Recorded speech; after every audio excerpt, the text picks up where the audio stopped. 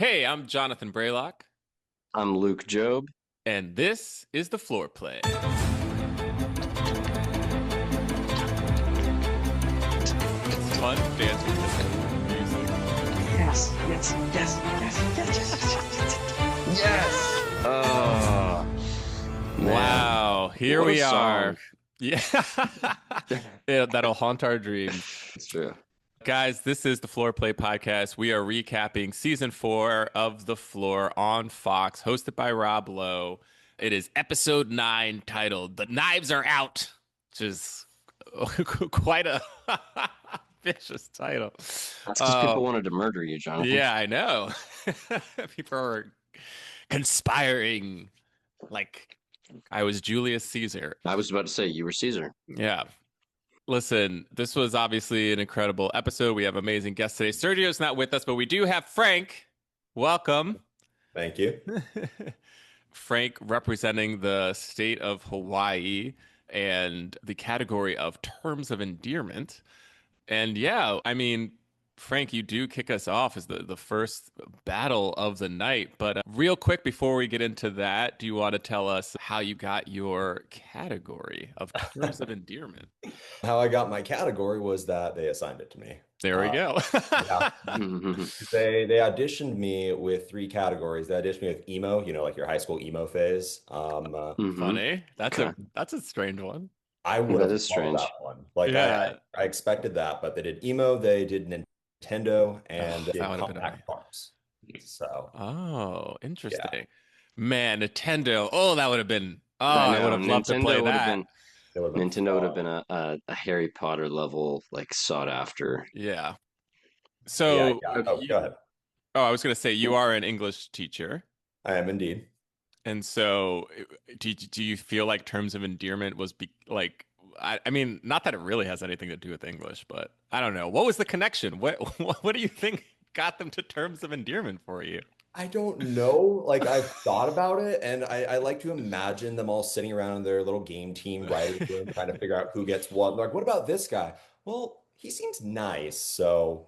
But I have to acknowledge that it was a little bit eerie how accurate it was because when I was Mm, on the show, I was trying to be the most supportive person I could for folks. I was hugging them, cheering them on, encouraging them. I feel like I did a good job of representing that supportive person that I am on the yeah. show. So kind of walking away from it, it was kind of wondering, oh, did they actually know me a little bit better than I thought that they did to give me that sort of a category? Oh, yeah. Wow. Okay. Fascinating. When you got your prompt for terms of endearment, did you understand that it was going to be kind of like they were going to show pictures that represent the word? Yeah, Yeah. I Okay. yeah, I didn't think about anything about how it could be maybe a phrase or something. I just from the beginning when I was studying it, it really was those terms of like sweetheart, baby, honey, whatever it Right. was. So I was in the know. Okay. Yeah, Great. see, I read that. So once again, I think I read this last episode. The categories terms of endearment identify the affectionate phrase based on the image you see. So when I studied it, and then I saw you pretty far away from me, so I stopped studying it. I was thinking, apple of my eye, Hmm. love you to the moon and back. You mean the world to me. Those sorts of things. And I thought it was going to be a fill in the blank. And so I started charting like I would write them out and then I would underline what the missing word would be. Like, okay, apple, world, moon. And so if I had played that category, I immediately would have been cooked. I'd have been like, what are these pictures? This is not what I thought it was at all. And so that's why, I mean, like we said last time, you live by that little Yeah. prompt, you die by that prompt. So Hey, don't I know it? Yeah, the interpretation of those prompts sometimes are the key.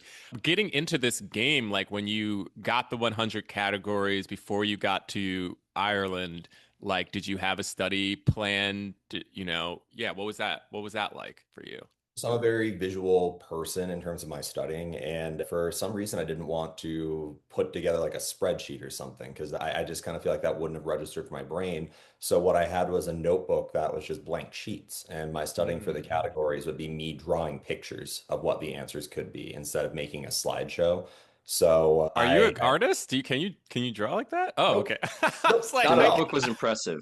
I saw that notebook. I was always scouting out the competition, and I saw that notebook, and it was legitimately impressive. I was like, wow, I was like, everything. You're doing this for everything. And he was like, yes. And I was like, that's crazy. Because you were drawing the flowers. You were drawing the I, state flowers. I did the state And when I saw flower. that, I was like, this is not how I'm studying state flowers at all.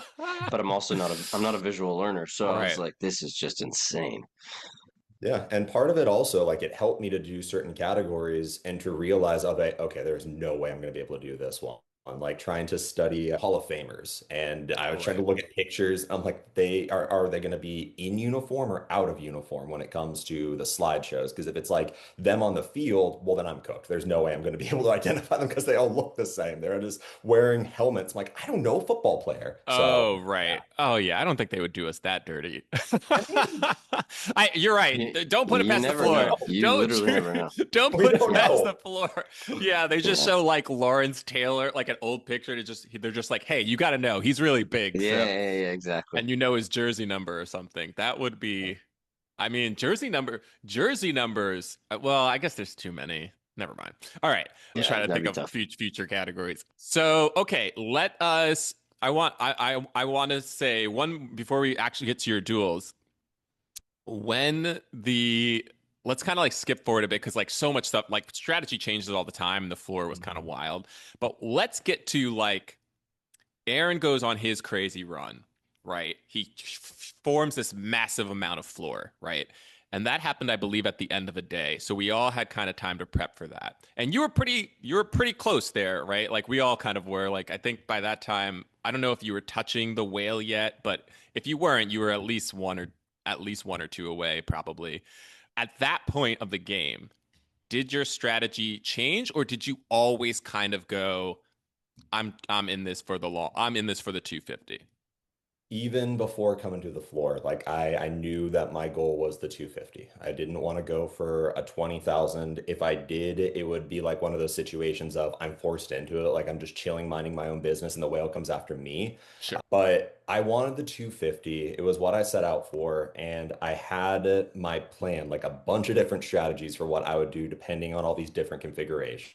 Like, what if I get randomized? What if Armand challenges me? What if this person challenges me? And Right. just kind of knowing of what direction I would take it if I ended up getting like things that I didn't want to work with or who challenged me. Jumping ahead a little bit when the duels happened and I ended up with crime fighting duos, that's where everything just kind of went out the window because I did not think about that as a possibility of happening. Yeah, Ah, it's so tough to keep track of strategy in this game because, I mean, Jonathan did it, I did it. We had so many strategies, and I think all three of us were the players that were thinking X steps ahead in different directions. It's not a line that you're crafting, it's a map, it's a grid, and thinking about all these different options. And then, even then, you still get hit with something you just didn't expect. I mean, it's not infinite possibilities, but there's a crazy amount of possibilities in this good game. amount. Yeah, especially with the category steal. Oh, Okay, and were there categories that you were studying that were kind of near to you that you felt confident that you could win in outside of your own? yes, I spent a lot of time studying fishing because that was going to be my ace in the Oh, hole in case something happened. So a lot of time with fishing, and that was actually the bulk of what I was doing. I didn't start to study outside of that realm until it got later in the game because I was locked in on my idea of my little you were gonna strategy. do one, two, Yeah, safe. what I was going to try and do, and it was strategy about okay, if this happens, then I need to do these duels and get the category steal, all this sort of stuff. But I didn't start to expand that scope until I think a little bit too late, because it wasn't until the morning of my first duel that I finally started to study energy drinks. So it was just one Mm, of those things of I think I was too hyper focused on the plans that I had set that I didn't think outside of that sort of scope because I didn't necessarily think I Relatable. needed to. Yeah.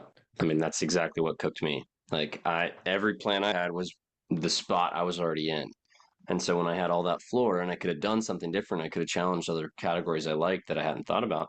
I still went for a category I hadn't studied to try and get to other stuff that I was. I that was like, you're I love thinking. American Revolution. Why didn't I challenge Sydney in that? I don't know. Right, Yeah, right, it's right. it's so tough. It's a crazy game, and Yeah. it just like on a dime, things just change not in the way you want them to. Yeah.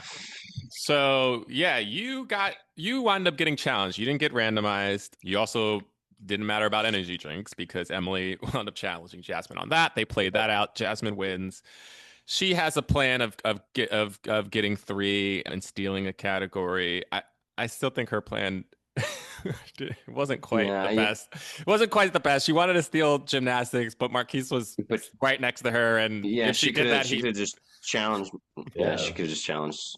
But like if you're gonna play gymnastics, might as well just play. He's right there. He's gonna challenge you anyway. You're yeah, gonna play it he's gonna anyway. challenge you exactly. It feels like a waste of a category steal. Anyway, but you guys play Terms of Endearment. You win.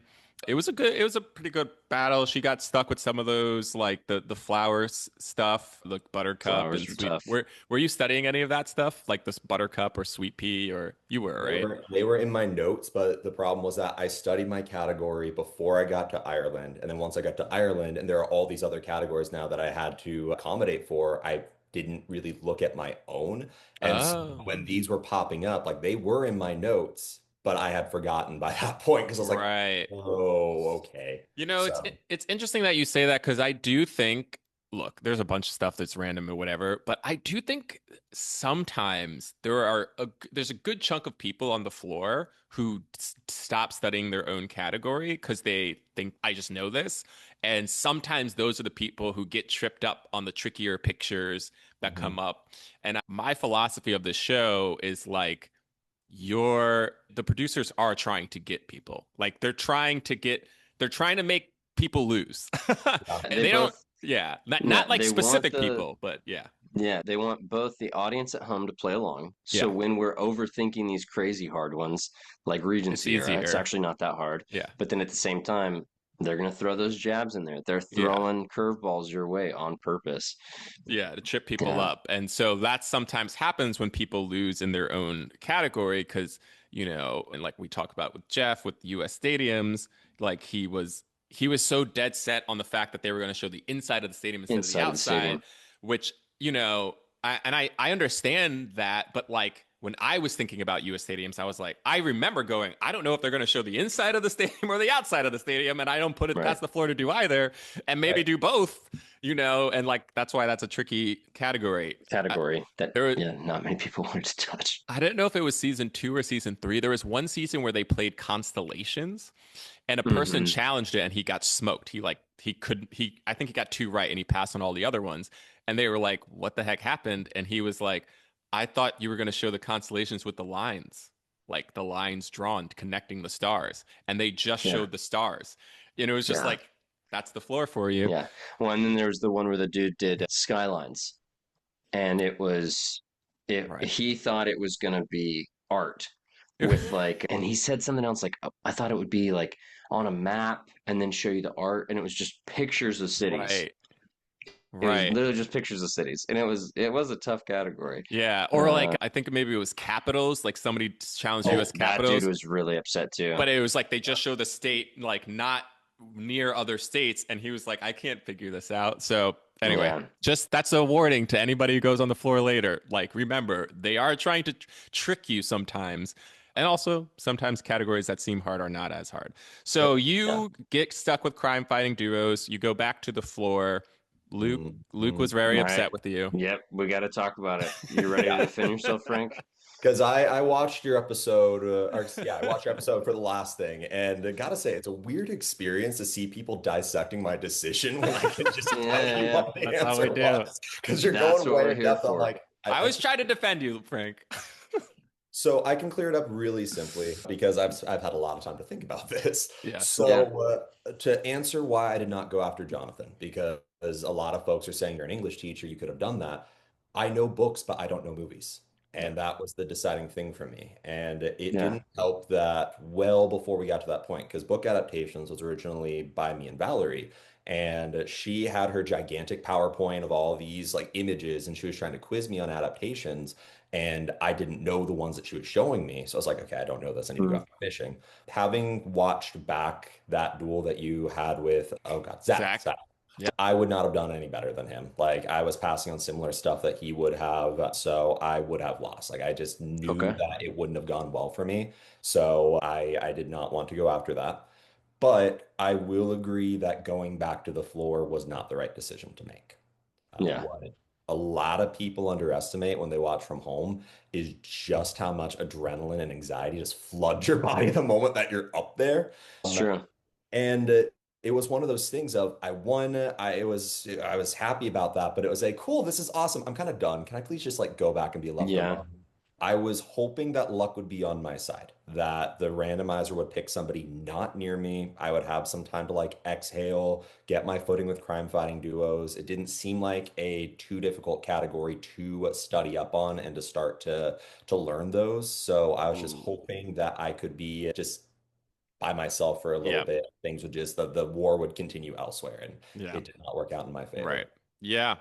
Yeah. I will say I was also studying crime fighting duos. Obviously, that was a TV kind of movie category. It was actually the last one. Little did I know it was the last one left, and it was the clearest one left. And so I was studying that as well. And my plan had been not played you. My plan was always like anytime I was like, if it's not the end of the episode, I'm gonna do, get challenged and go after two more and get either a time boost or the category steal. So like my plan initially was to do crime fighting duos and state nicknames. So even if he didn't get randomized and didn't challenge you, I was coming after you. Oh, so okay, yeah. But Ben comes after you, and yeah, this was tough. You had very little time to study, so this was we had I think our dinner break or lunch break, whatever, and so that's about an hour max. But really, it's less than that because you're eating, you're probably talking to people. Even if you're studying, people are still coming up to you and asking you questions or whatnot.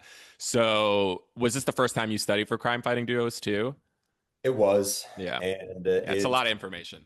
it's a lot of information. It was also just it was just an unfortunate set of circumstances of like when I think back, maybe I should have done some. I mean, there's a lot I could have done differently. Like my plan that I should have done that I didn't fully think of until after everything was over and done with.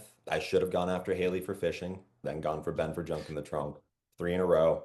And I didn't realize this while I was there, but what I should have done a category still for was American Revolution because I'm certified to teach social studies along with teaching English, and I volunteer for George Washington's Mount Vernon. And I just, with the high intensity of everything, it just didn't cross my mind of, oh wait, I Hmm. actually know that one better than Right. I And think that I do.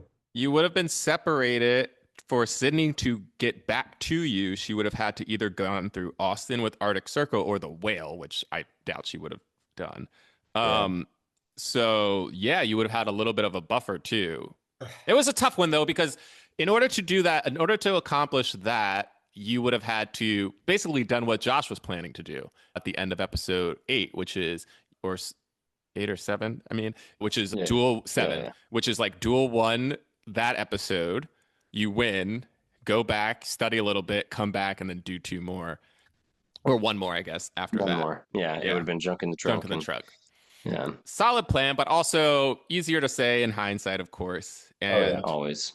you got tripped up on Mulder and Scully. So I yeah, that's yeah, it was funny. It was like I totally you're. I think you said Mully and Scolder, and then Moldy. Yeah. moldy. Yeah. Yeah. Moldy and Moldy. Yeah. Sculler, and then Yeah. Sculler and Moldy. You like And said I the was Yeah. same like, thing, Yeah. but Yeah. just flip the because I order. knew it and like it was coming out and my brain knew it. And I'm like, produce the right sounds, please. We're well aware of what this is. And I Yeah.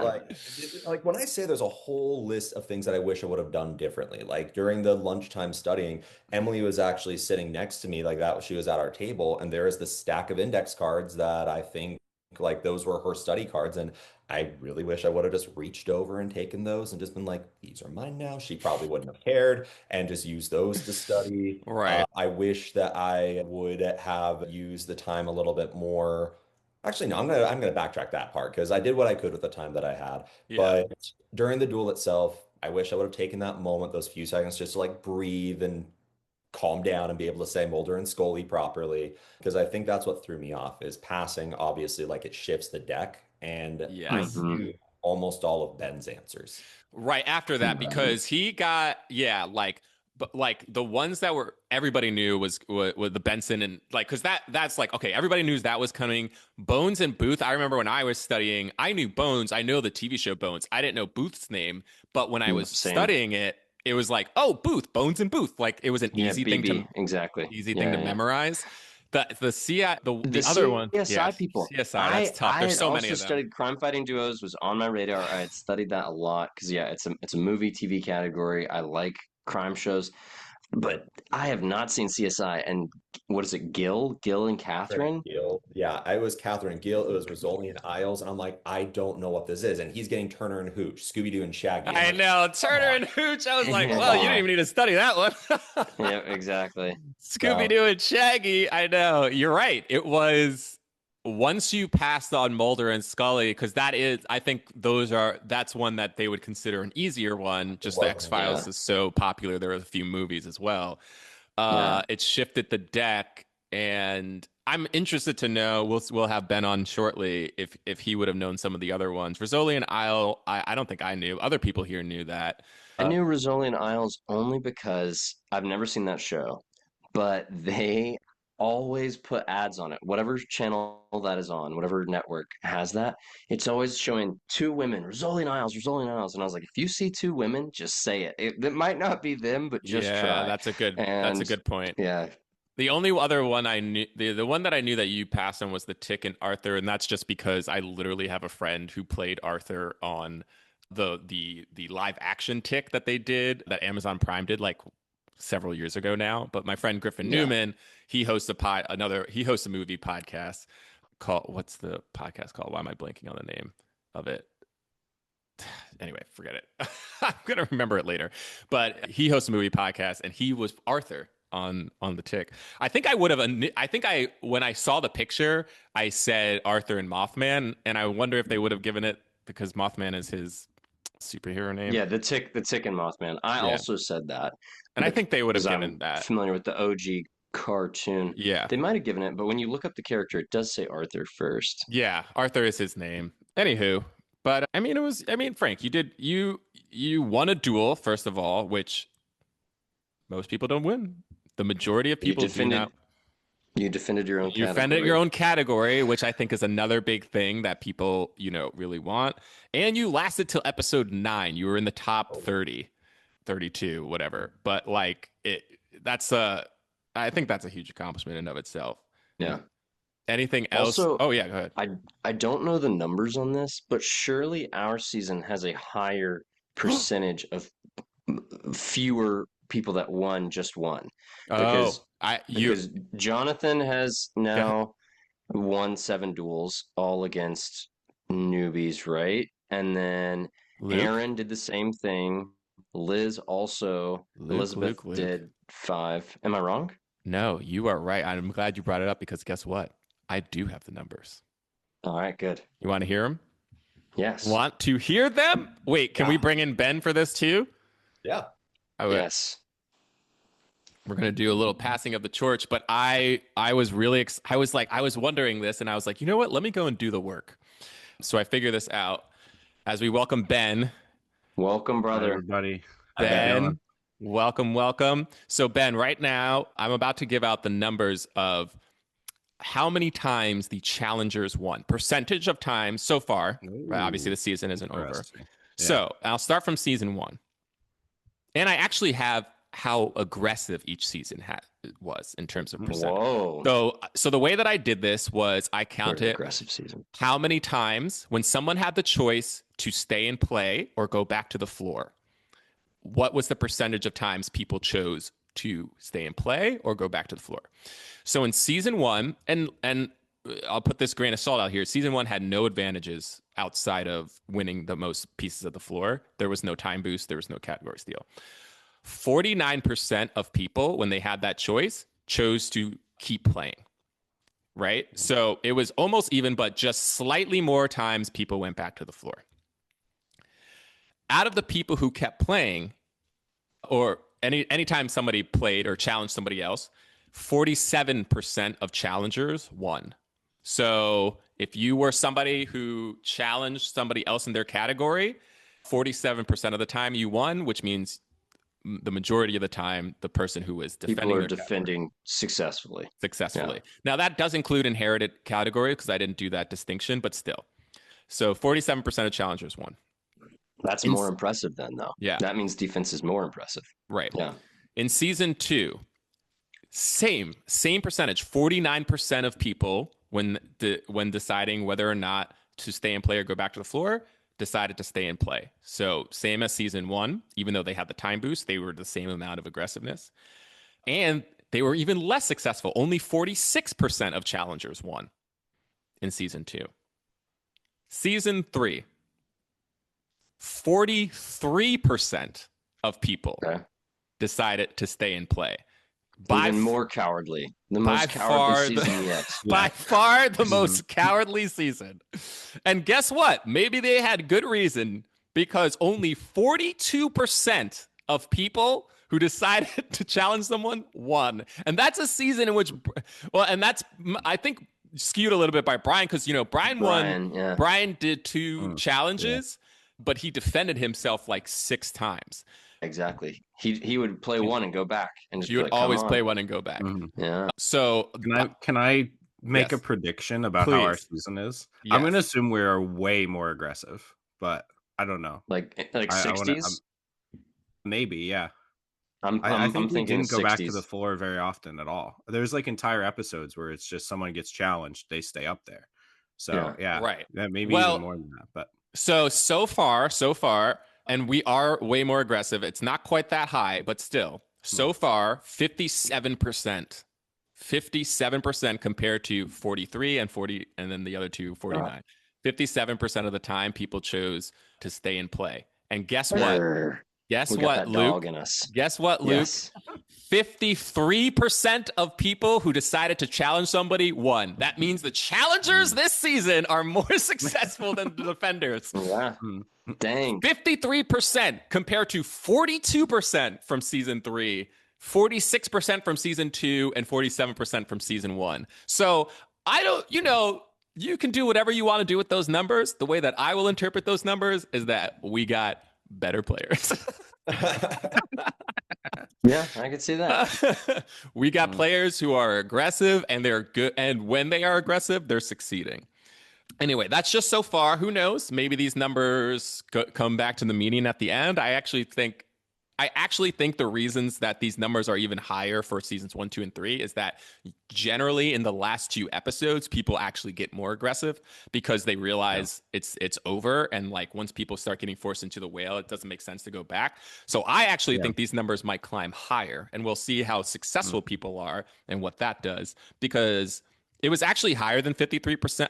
I did these numbers before episode 9 because I didn't know exactly what the rest of the episode was.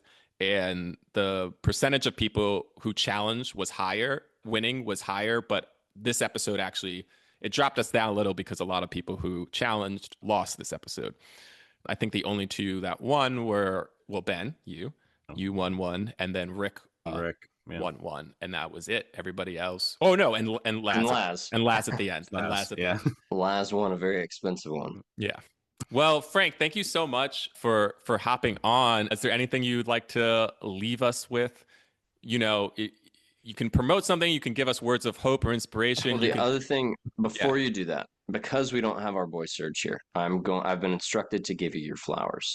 Oh, yes. And so this is Serge's thing. Serge is the sweetheart of the podcast. Me and Jonathan bring the bickering and the bitterness. But now I'm gonna throw that aside. I'm gonna be a bigger person here. Frank, for one, you were cool, calm, and collected under pressure when Jasmine challenged you, because it didn't really seem like she might do that, and it was a strange strategy. And so she very easily, and if I was in your shoes, I would have thought, oh, she's coming back to the floor. Why wouldn't she? So that duel, you absolutely crush. You also crush it, in my mind at least, because I didn't think that's how that category was going to look at all. But then also, you were a hell of a studier and a social player. You were always talking to people. I could tell you were also scoping out competition, but you're also studying like you meant it, which a lot of people did not do. And then lastly, we won't go into this too much, but I know that there was a lot of stress on that stage for you that maybe other people didn't get. Rob Lowe stressed you out bad. And so you were operating under a serious intense moment when you had to make that game time decision to go back to the floor. You said in hindsight you should have played two more, but hindsight is 2020, and when you're up there, sometimes it really does feel like you are ducking and covering like under fire. Like bullets are flying your way and you're like, I just want to stay safe. And it felt like the safest thing to do. We really can't slight you at all. People at home maybe try and slight you. They haven't done it. So shout out to you, sir. You crushed it. Anything to plug? Any other game shows you might be on? Tell us anything and everything. Nothing necessarily to plug, just a little piece of parting advice, not just for like future applicants and players of the show, but also maybe a little bit for life itself. Part of it and everything that Sergio said through you, I very much appreciate that. I'll text him later and just be like, dude, that was so nice. Well, you didn't tell me to say that. That was off of me. That was off Oh, of me. that's you? Yes, I those are thought my you were words. saying that Sergio was Luke asking was doing Sergio's. I'm just doing Oh, Sergio's job. Yeah. Still text Sergio because I Okay. wouldn't have thought to do the flowers without him. So Okay, I completely misunderstood that. I'm sorry. Let me rephrase. Luke, thank you. That was very nice of you. of course. I appreciate what you are saying to me, so thank you. Yeah, absolutely. So along with that, like, yes, it was a lot for me to go through and kind of a little bit of what you're referencing. Rob Lowe was talking to me about something very personal that happened in my life that I was not expecting to have to talk about on national TV. So it really threw me off a little bit, just like, oh, this is my first interaction with you. Okay, well, let's just get through this. But the biggest thing that I would say to folks is that yes, hindsight's 2020, but it's also taking that time to really register what it is that you're bringing to the situation you're in. Because under the fire, the pressure, whatever you want to call it, I didn't think about the fact of like at the risk of sounding arrogant, I did really well in my duel with Jasmine. Like I was quick with the answers. I was focused. 25 seconds left on the clock. I did well, but I did not process any of that in that moment because it was survival at that moment. It was let me get through this. I'm caught off guard in so many like aspects. Cool, I won, let me go back. And it's that sort of hindsight of if I had taken that moment, if I had been maybe the last duel and I had that time for that meal break and could exhale and calm down a little bit, whatever it is, had I been a little bit more cognizant and been more aware of myself, it would have potentially changed things. And so my advice to folks who want to do this show is just to trust yourself and your ability. If you're at home playing the game and you're noticing that you're really fast with the answers, well, trust that that's probably going to be how you'll do when you're on the show. But obviously the asterisk of like, yeah, there's going to be a lot of things that are happening. Maybe Rob Lowe will talk to you about something that you don't expect to talk about. But beyond that, it's just trusting in who you are. And the fact that you got there in the first place means you know how to play the game well. So don't underestimate yourself. That's amazing. I love it. Thank you so I much, love Frank. that too. Yeah, of course. And hopefully we'll get to see you again soon. You are actually in Hawaii? No, I'm in Okay. Virginia. Hawaii Virginia. was where I was going to say Mount Vernon is not in Hawaii. No, it's very All long. right. That was the case. So, All right. So we'll know to hit you up if we're in Virginia. All right. sounds good. Exactly. Take care. All right, sir. Bye, Well, thank you guys. so much for joining. Take care. Now, Ben. The resident twerker of the How's it show. going? The twerker of the Yeah. show, owner of Yep. the category Junk in the Trunk, representing the great state of Pennsylvania. Is that right? Oh yeah, yeah. Are you? Where in Pennsylvania are you? Do you mind me asking? He Or doesn't. So you're not in I don't live Pennsylvania. there, but I grew up. Like I went to high school in like Amish country. So Oh, amazing. PA roots. Yeah. So when I was young, we never went to Disney World or anything like that, but we did go sometimes to Hershey Park. Oh yeah. Mm. I lived like 25 minutes from Hershey Park. So Yeah. like everybody growing up, everybody worked there. Like Right. all my friends. I worked at Chocolate World actually, which Oh, is amazing. the retail store next to it, Uh-huh. which was like pretty fun. But we didn't get free tickets to the park, which was too bad. That's But a bummer. Whack. one of the categories I pitched was candy because I was like, I think Oh. they've done candy or candy bars or something, Oh, and they were have like, they? we did something similar. And they But did I junk was food like, this season. yeah, was exactly. They very already similar. had a lot of candy. So Yeah. but yeah. Grew up very close to Hershey Park, went all the time. Man, so Junk in the Trunk was extra difficult for you because you were used to seeing wagons. You weren't even Yeah, used to that's true. trunks and That's cars. true. That's I crazy. was expecting stirrups and Yeah. Bridles. different Right. horse apparel. So That's They have crazy. blinkers. You know that? Dude, They I like did know have that. to have blinkers on the buggies. So yeah, we usually ask people how they got their category. You clearly did not pick this, right? You didn't pick junk No, in the trunk. no. And I wanted go I ahead. wanted a music category or I wanted a movie category, but yeah, I don't know. In the interview, they were like, I was talking about, I used to work like up in Westchester and it was like a pretty long drive. I was talking about that for like, it felt like small talk. I was just talking with Jen Livingood about that. And she was like, oh, you have a car. Well, that's They interesting. listen. They be Maybe listening. we'll do something with that. And I was like, yeah, I think probably 80% of the people are gonna Have fit a that car. bill, but okay. Absolutely, All right. absolutely They're ridiculous. like, Carly was Yeah. 18 and she has a car. Yeah. Yeah. And then like yeah. I was like, okay, well, at least when I have to go up there and be like, oh, when he's like, oh, why'd you pick junk in the trunk? I can be like, well, I live in New York City and I have a car. So like there's always a bunch of stuff that I need to have in there. But I had to ask them because I was like, because I'm PA, should I say that? And they were like, no, don't say that.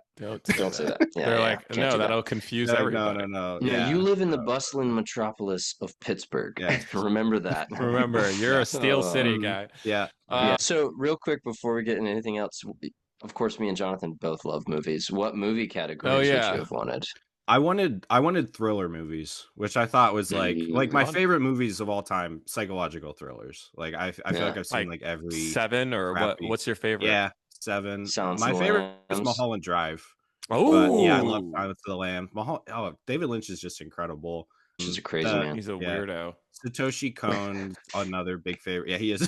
He's a weird guy. But yeah, like I that's just like all of those movies are like my favorite movies. So that's what I wanted most of all. And they were into it too. They were like, oh yeah, that's a great one. No. They did like ghost stories, and the thing is, they have to pace themselves. They know they're gonna have a lot of movie categories every season, and so they can't just like. And I actually looked it up because I was curious because we talk a lot on this show, and we forgot to ask Frank about the luck versus strategy versus the knowledge. And I think a lot of people are like, knowledge, okay, but one of the things is like, what knowledge do you have, right? And I think if you have knowledge in like film, TV, celebrities, pop culture, you're gonna you have a greater chance of doing well on the show because so many of those categories are that. 17 out of our 100 categories were directly related to film and TV, and I didn't count like red carpet. I didn't count red carpet or celebrity ones or podcasters, but those are very close and adjacent. So if you threw in those, it's like literally almost a fifth of the floor is just like that alone. Like if you know film and TV, the movies, the characters, the celebrities, like you already know a fifth of the things that are on the floor, which is kind of wild. Yeah. But also to that point, those are also the categories that get played a lot early. Yeah, of course. So everybody thinks they can do well. I think it gives you a big benefit in the 20K, but for the 250K, it's almost always been some niche category nobody wanted to play, and then someone got lucky and was on that square at the end and knew it. Absolutely, 100%, 100%. And I am noticing too. And I don't know I guess this must be a coincidence considering what the producers tell us about who gets to be on the edges. But it does feel like those harder categories, those ones that are like specific knowledge, always happen to be on an edge. And I don't understand how that's possible. Once again, make the infinity circle. There should be no edges in this game. Yeah. Because it's already hard enough. And it's like, if they were in the middle, they would not have the advantage that they do. But like, when periodic table is like sitting on an edge, like, of course, why would people play that when they can play a movie category? Even though the last thing I'm going to say about this is people always think they're going to do well in the movie categories. And if you watch these duels, usually it is so rare that those duels go down to the final seconds. They're almost always blowouts because people think they're good at it and they are not. They're not even close. The movie categories are actually so much harder because there are so many. And then not only are there so many, the pictures that they choose will decide whether or not you can actually figure out what the movie is. A lot of them, it's like if you haven't seen Exactly. If you haven't seen the movie, if you're only studying the movie, Right. it's going to be really difficult. Like, I mean, when I played Sandy Bullock and it was while you were sleeping, I haven't seen that movie. Luckily, they gave me an image that was boom right there. But if it was the two of them on the pier, like not with the brother in the coma, I Right. would have never gotten it, you know? Yeah. Yeah, it's tough. And like I know somebody, or I forgot who it was, or yeah, who you played. Justin, I think, like he said he saw Demolition Man and he had studied that, but they didn't show Wesley Snipes, not They Wesley showed a Snipes. They didn't weird picture. the only reason, like, I've seen that movie, so I knew it was Demolition Man, but like Hmm. Sylvester Stallone wasn't in the frame. And Exactly. for the movies Yeah, that when I you didn't know, you kind of like need the co-star, you know what I mean? yeah, Exactly. when you passed on Haunting a Hill House, it was like it was a shot of God, them as kids in Yep. it was a it was crazy the back of the little yeah, girl, and then the other people are like way back in the yeah, frame, and they're Yeah. kind of shrouded in darkness, and I was just like, Yeah, oh yeah. God, Yeah. what? yeah. I only knew that because I had seen that show. If I hadn't Exactly. seen that show, I'd be looking for what's her face, Kara, Right. like in the house, like Yeah. the facade of the house, you know. Right. So Yeah. yeah. Anywho, so Ben, you are a cancer researcher, which apparently like Harley didn't know. You know, I'm pretty sure I told everybody. Yeah, I'm I pretty was sure like, I You was did. like You pretty did. liberal with the information, which is Yeah. a regret of mine, honestly. Like if when we're talking about the social game, there you go. like It's a I great think idea. that if you're somebody who has a really solid category, like for example Sydney, who we haven't seen play yet, and she's telling us all like, I'm the expert in American Revolution, like nobody wants to touch her in that. But like for me, with a category that's junk drawer items, it's really A easy. speed category. I should have played I should have just played dumb the whole time. I should have just been like, oh yeah, challenge me, because it would have been much more advantageous to my game, either 20k 250k, to have played earlier. There were just a lot more categories around that were easier. Yeah. So yeah, I shouldn't have been. I should have been like, oh, I don't even know how I got here. Right. Yeah, it's Maybe what because- Marquise was doing a little bit. Maybe Yeah. a little bit. Maybe a little bit. But when I heard cancer researcher, I was like, okay, yeah. Luckily, I'm very far from that man, but I was thinking that a lot. I mean, it much to my downfall because I underestimated Charlie, even though he worked in a lab. yeah. But I was thinking about the players just as much as I was thinking about the categories, and Yeah, so I didn't know if Serge's little thing about his wife being working for Mattel or whatever. I didn't know if that was fully true, but I was like, this dude clearly knows toys better than me, so I'm not going to play that. There was a lot of that where it was like, I'm trying to think of who else. Like the category didn't intimidate me. I mean, there were plenty of them where it was just like, you're smart, you're very Right. smart. Like Simpsons and Aaron. When I kind of got a feel for Aaron, I was like, I would play Simpsons, but man, she's scary. So yeah. What was your strategy kind of heading into before everything shook out? Like, did you have an idea of if you were going to be somebody who played for the 20K, who tried to do the 250? You know, did you have like a study plan when you got all the categories and whatnot? So I didn't have a specific plan, because I think you can't, honestly. I think you can like tell yourself, like if someone's like, I'm going to play for the 250, it's like, okay, you might get randomized first. You might have 4 categories around you that you don't know at all. Like you don't know. I was taking it like moment by moment. Like for example, if my duel at the end of episode 8 had been won earlier, I would have challenged you I would have gone for the 20k for the episode. But since it was, since it was the start, I was like, I was pretty much always planning on doing 3 unless I really inherited something that I thought was going to stave people off. Right. Which like crime fighting duos would have been a good one. But yeah, my study strategy was pretty much, I made a list for, well, first I watched each season of the show over like 3 times. Like I really tried to get a sense of what I thought they would be putting in the categories. And then I tried to make lists for each one of just like literally just like in Excel, just like a list of these are the 50 or 60 items that I think that they would put in there, starting off with like the gimmies and then trying to get to like what are those like little tricky things that they would throw in for some of the easier categories. But I didn't study them unless I was like near it. Right. Like I've been studying crime fighting duos since the beginning, because I was kind of always like, if I play You're one Harley, away from it. yeah, I was one away from it. but there are a lot of other categories. Like for example, Mattel, which I hadn't studied at all. Yeah, because I was just like, it's all the way over there. Like, yeah. Now Armand has it, and yeah. Mm-hmm. Yeah. Got it. So that's one of the reasons maybe you didn't go for Mattel and you went for gymnastics. Gymnastics. That's the big reason. Because I had been kind of studying gymnastics for like a little bit here and there. Yeah. Now, be honest, is one of the reasons you went for gymnastics because you thought Marquise maybe wasn't at that serious? Oh, absolutely. I've been very upfront with him about it. Well, he was constantly like not understanding how the game worked or anything, and I was just kind of like, I'll say this, I didn't think he didn't know it. I did in my head kind of forget just how like fundamentally easy the game is, where it is just look at the picture and name what it is. Absolutely. And for someone who has been around gymnastics their entire life, like it's going to be like much really easier innate. for them. Yeah. But I knew he didn't study. And so I was thinking to myself, maybe I can outstudy him. Maybe I can cram some of the older people, or like if we can get through the gimmies, you know, the easy, like Ali Raisman and Simone Biles and Sean Johnson, should have gotten. But I was like, if we can get to some of the older and more obscure people, I might be able to like outstudy him on that. But yeah, it didn't.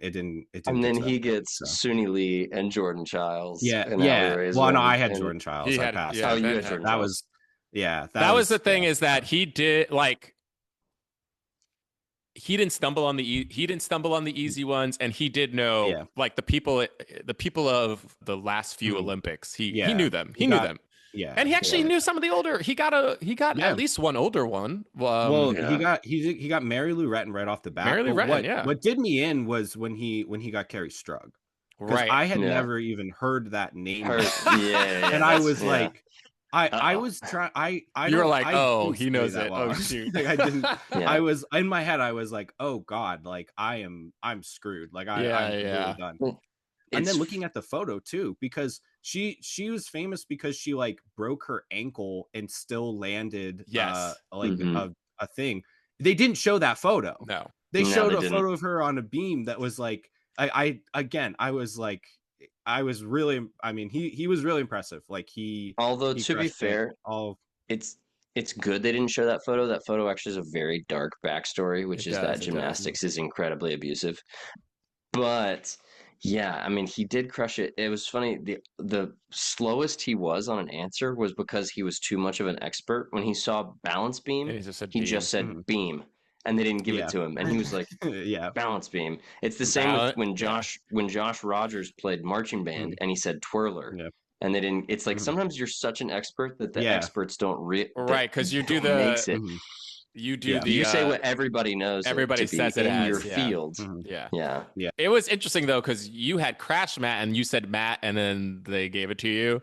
And I think there were some people online who were bothered by that. But they didn't give me Pit until I said foam pit. Right, so, that's true. I don't know. It didn't matter. You know, like he was gonna beat me. He was gonna beat me. He was probably gonna beat. Yeah, because I would venture to bet he knew a lot of the ones that you passed on. I was like, can I see Nadia Comaneci? By the end, it was just the only like name left in my head. I was like, please, that's so funny. Please give me Nadia Comaneci. I have a question. Obviously, hindsight is 50-50. Sorry, 2020. What the hell am I saying? Hindsight is 2020. So had you not gone for gymnastics, knowing what that was, well, really, you didn't have that many options. So your other options were Arctic Circle, which it's funny. Arctic Circle doesn't feel like that hard of a category, but it oddly enough is like one that people are like, I don't know. He lives in Alaska, so White House, which I think is a hard. And he doesn't actually. He was representing Alaska. For me. Representing Alaska. Sorry. Yeah, he's in New York. Yeah, and then Mattel Toys, which Armand had inherited, and White House, which I think is hard, and then the Whale, like. You know, knowing now that you wanted a movie thing and knowing that it would have been your third duel and you could have gotten a time boost or the category steal, and you said your plan was to get biology. I don't know, man. Going into the Whale with biology as a shield isn't, I know it was early, but it's not that bad. What have you thought about that? Right afterwards, I was like, I should have just gone for it. It was also my original plan before you traded for it, was to challenge Armand in it. And I mean, I only got to watch book adaptations back on the other night, but like I think I would have done pretty well. Yeah. You would have done better than you feel like you would have done better than Zach for sure. I think I would have done better than Zach. I think it would have gone deeper with it would have gone deeper. Yeah. I don't know what would have happened, but see, that's I watched some Outlander. I don't know. I don't know if I would have if it would have come to me in the moment. That's the hardest part about this. I said the same thing to Zach. Yeah. And it's why, sometimes when people are like, "Oh, I would have known that," I'm like, "You don't know that. You actually don't know. You don't know that exactly because you say it once you see the name, and you're like, "Oh yeah, of course." And it's like, no, up there, it's thank you, different. Thank you, Ben. And when you say I would have beat you in that, it's like, yeah, but you don't. If Jonathan had, say, 20 seconds left, you don't know what happens in that next 20 seconds. I had 28 seconds left in that duel. Exactly. Armand says that on the broadcast. He was like, I would have won, and I'm like, well, how do you know? Can I stir the pot a little bit here? Armand came to one of our watch parties here in the city, and he was crashing on my couch, and we were talking about it, and he was like, oh, when I watched it back, I don't think I would have done that. I didn't know any of that CW. That's what he told me. Okay. Yeah. And when I told him, I was like, I would have challenged you, by the way, if it hadn't been swapped. He's like, oh shit, you might have beaten me. He said it on the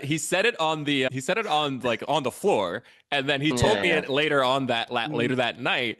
And in my mind, I was like, you're trying to tell me you knew the summer I turned pretty. You knew now we all know Daisy the summer I turned pretty. Right. And I was just April, I was like, you really? Exactly. And here's the other thing, because I think, this always happens. This happens a lot where people like, oh, well, that person got the hard ones or whatever. And sometimes that is true. But sometimes, especially with the movie stuff, people are like, yeah, he got easy ones. And it's like, I know because I think I said this last podcast, but I watch it with other people. And a lot of times what happens is they see an image and in their mind, they go, oh, I know that. Then somebody else says the answer and they go, yeah. And it's like, no, you didn't get it. And don't you and you're in a time pressure duel, meaning, for instance, the perfect I mean, not to skip ahead too much, but in our duel with me and Zach, the perfect couple, guys, I've seen that entire series. I watched the whole thing from start to finish. When the image popped up, I was like, I could have told you exactly the plot points. I was like, oh yeah, Dakota Johnson's in this. It's about like this, this rich family. There's a body that washes up. There's this kind of murder mystery that happens. You think it's like this person, you think it's that person. You don't know who does it. Like, it was a great show. And I was looking at the thing and I was like, yeah, it's what's it called? I don't know. It passed. Like, it's not coming to my mind right away. Totally. When I saw the perfect, when I saw the perfect couple pop up, I was like, oh, duh, that's what it was. But I couldn't recall it in the moment, and that's what you have to do. A lot of times, if you're not ready for it, you're not going to be able to recall it. Sorry, go ahead. That's what happened to me with Sean John. Like, she was like really high on my list of like, oh, she's going to be on there. She's going to be early. There was a rumor that like she was going to be on our season, right? Like that was. Whoa. I did not hear that. Did you guys not hear that? Cool. I don't know. No. There's so many rumors. I don't know. But everyone was like, yeah, Marcus wasn't supposed to be there. It was supposed to be Sean Johnson, but she bowed out. So they like hit him up on Instagram. Right. But I don't know. But yeah, I was so focused on like all these other like more obscure people, and I was like, oh, of course I'm gonna know Sean Johnson. Like, she was right. I was like there watching the Olympics when she was prominent. Yeah. But yeah, and then in the moment I looked at it and I was like, oh my god, I'm gonna have to pass. Yeah, you blanked. Your mind blanked. Yeah, it happens. Yeah. And you don't have 30 seconds to figure it out. Like, sometimes if you take a breath, it could come to you, but like, it's tough. Anyway. This ain't bar trivia where you get to sit and talk to your friends about it, or about it. We're in it, right? No, it's that. Remember, it's that. It's like, she kind of has a masculine name. Yeah, and then this person. No, and she looks like a who, and yeah, exactly. Yeah, it's got Liv Schreiber and Nicole Kidman. Like, oh yeah. Anywho, so Ben, any regret? Also, we didn't even talk about Junk in the Trunk. My God, we gotta talk about Junk in the Trunk. We gotta talk about people were roasting you online. Subject. but then Were also they? in the episode for Where? Serge for the baby stroller. Oh, yeah. And in real life. And well, yeah, Like, but yeah, my mom texted me and she was like, come on. My girlfriend was next to me when it happened and she was like, Ben. But if you, but I can defend myself. I was I thinking defended about you. it a lot. Yeah. I appreciate that. In the last 2 weeks, I've been thinking about it a lot because I live in Park Slope. I see 100 baby strollers a day. Every single time I see one, it's unfolded and people are pushing it. Exactly. That's No, exactly what I said. Because how often do I see them folded up in the trunk of a car? In my, well, you know what I mean? Over the past 5 years, probably like 3 times. So exactly. it was just, it was that I really thought that it was like a granny cart or like a little laundry cart. And I was like, why? That's a weird thing for them to put. And before I could eat, I was just like, pass. Okay. Yeah, no, fair, because you don't see it in that way. Yeah, Yeah, no, our yeah. guy Serge was roasting you on it, and I was like, Serge, you didn't get Conan Anyway, O'Brien. Come on now. Junk it. Yeah, I know. Code and code. Junk in the trunk was, yeah, that. And okay, actually, can I say this now? Because it relates to later on, but I'll say this now. Everybody wants to play. Everybody talks about, oh, speed category. Like, that's an easy one. I'm going to play that. And I understand why people say that in the sense that if you're next to categories that are clearly knowledge categories that you have no real knowledge in, those clearly feel harder.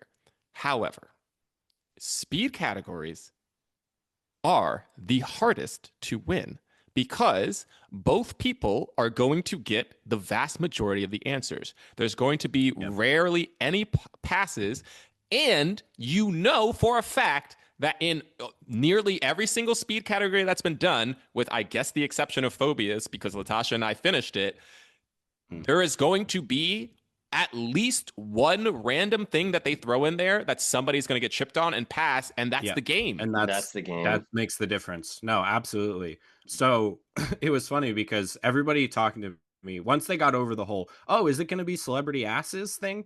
They were like, oh, you can't even study for that. Like, and I was like, oh, absolutely. You can't study for it at all. And don't try. And I don't think anybody like thought about it more than that. But what I did was I just tried to identify, having watched the show a lot, what were the 3 or 4 items that they were going to put in there that were going to trip you up, because you know what that is, but you can't think of what it is, or like the specific wording that they wanted. One of them was sunshade, which Haley had to pass on. One of them was a tire inflator, which someone on Reddit was like, that's an air compressor. And I'm like, yes, but it's in your car to inflate your tires.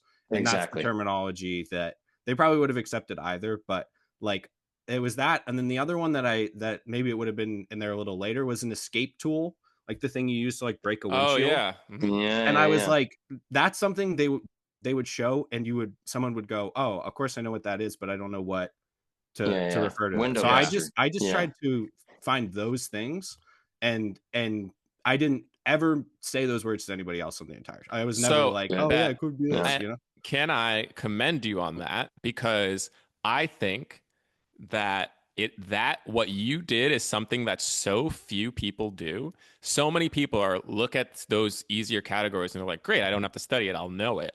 But and you won, I think in part because of that. You were more mentally prepared. And even though it's a close duel, of course, and you wind up passing on the stroller, it's still it prepped you for that. That was the thing that I was doing for the 3 speed categories that were near me in the beginning, sense, phobias, and dollar store, because the same thing. I was like, I wished I had a more outside of Mattel. Like I would rather sit here and study U.S. presidents, because at least I know there's not going to be a U.S. president. You know, they're not going to put up somebody that doesn't exist. Whereas, you know, with sense, it's limited to like the 48 or 49 or whatever we're at right now. Like mothballs with Luke. Like I think the vast majority of people don't know that. And the only way to know that is to try to go out of your way to find something that they're going to trip you up on. And that's really hard to do, because who knows what they're going to put up. Especially if you don't study sense. Yeah. Yeah. So yeah, that was incredible. And so your plan was to take biology and then kind of Mm. sit there. And honestly, you probably would have sat there for a little bit Yeah. unless somehow. And you only needed to sit a little bit to make it to the end. Yeah, So exactly. Yeah. Yeah. Do you want to go real through the percentage of what you think yeah, do for that, please. luck, knowledge, Oh yeah, strategy? I do. Because I think it's exactly the same. Well, okay, I've been thinking No, about it a you lot because don't. I've been watching the. You I think don't. it's the same between 250 and No, you overall. don't. But the thing is that okay, let's break down the last three 20K winners and do it specifically on them. Laz 95% luck, right? Like No. I think we can agree 90 to Yes. 95%. I'm not saying 95%. Okay, maybe 90. It's a high amount of luck. It's a Vast massive majority luck. amount of luck. But he had more knowledge in okay, so the luck part He is had the more, and the other category. 5% was The the category. Yeah, was He knowledge. had no. of the You're right. category. He had 0% strategy. There was no strategy. No, he didn't. had no choice. There was absolutely no strategy, and he needed to have more knowledge than Marcus. Well, you know what? It's hard to say. It's hard for me to say because I don't know how much knowledge Laz has in other categories. Because to me, it's like, oh, well, he had more knowledge than the person he dueled in this specific category. But it's also like, how many times would that have been true? Yeah, And that's based on how much knowledge he has. I'm saying for that duel, Yeah. all he needed to have was more knowledge than Marcus. And no, like Marcus was great in gymnastics. He honestly was pretty impressive in fishing, but like it didn't seem like he really knew luxury car brands or had studied for it. So the bar is not being set that high. Now if I go back another episode to you, even the last two before that for you, it's maybe 15-20% luck for you. Because you had to defend the massive whale for 2 entire episodes. Like that was, it depends on the episode too.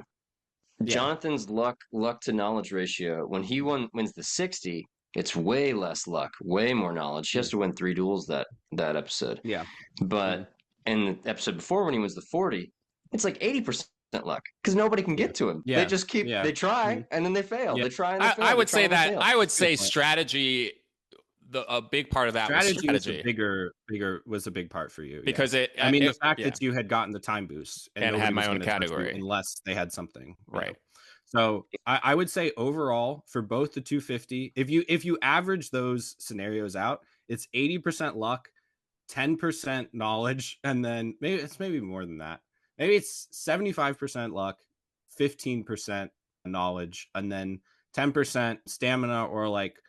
I would say I think it's off of the same thing that that Sergio has mentioned on the podcast before, but like sort of composure I put in there as well. Like, are you able to pass and then afterwards not just pass? Right. Are you able to recall in that moment something that you know? I think that's why I put it for like kind of both. A great duel to point that out is Kelsey versus Christina in Monopoly. If Christina had better composure, she would have remembered Kelsey had already said one and then had to return to it and say Avenue. She would have done the same thing. She could have won Monopoly. Yeah. I think it's a pretty... Sorry, you can go. No, I was just going to say, I think we're thinking about percentages a little bit the wrong way, by the way, because when we're doing an overall, within that is... So if I say, for instance, that to win the 20K, it's 50% knowledge, 25% luck, 10% strategy, and 5% composure. Was that right?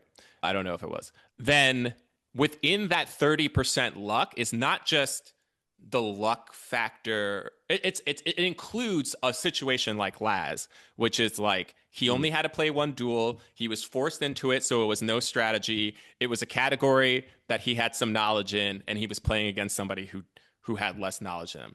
Okay, but another part. So the reason that I think for the 20K there is more knowledge involved, a little bit of a little more strategy than the 250, and luck is obviously always going to be a factor. It's just that as much as, yes, when you look at my situation for how I won the first 20K, it's like there were only 2 more duels. and I was the one who got randomized, and I was sitting next to the whale. Sure. However, I can still think of a lot of situations in which if I got randomized that episode, I could have won the money. Harry Potter was sitting in the middle of it in the beginning. I personally, and maybe this isn't true, who knows, but if I got randomized in the beginning, like let's say I got randomized the first duel of the episode, which a lot of people say is unlucky to win the 20K. I would have played Harry Potter. I believe I would have won because I really know Harry Potter. I would have played my like 2 film categories. I would have gotten a time boost, and I would have sat back down. And considering how things happened in the other episode, it's pretty likely that I would not have been challenged. If I was challenged, it would have been at the very end. I would have had a time boost in my own category to defend, and I would have won 20K. So the luck factor of me getting randomized at the end, it's like, sure, but if I got randomized at the beginning, I can make a case that I still would have won the 20K. So that's just based off of the ability. But that's also not what happened, right? No, sure. So in my mind, like there were other ways, and then it would have involved less luck. But like, yeah, you can have a situation like a Laz who, kind of lucks right into 20K, or you can have a situation like one of the episodes before where you had to work, you had to use a lot of strategy, you had to win different categories. So I just sort of average that out. You know what I mean? Yeah. Like because there are situations where you can literally just luck completely into the 20K. That can't really happen in the 250K. But then, of course, there are situations where you have to work your ass off to get the 20K. So I average it out, and then I think it's almost identical in my mind. Well, I think the 250 has to be considered more luck because the amount of scenarios and situations that need to happen for you to last that long, to me, like there are so many more factors in play, including your positioning on the board, like who challenges you when, like your ability to not get randomized again in the final, like not be one of the first people randomized, like your ability to not have anybody challenge you and take away your category. Like there's so many more factors to that. And the 20K, you have a little bit more control because you only have at the most you have 9 duels to get through, and at the least you have 1. But it's tough because to me, in my mind, the luck averages out pretty quickly when you're looking at. Also, do we have Lucas here? I don't. Okay, just making sure. Anyway, he's about to come in.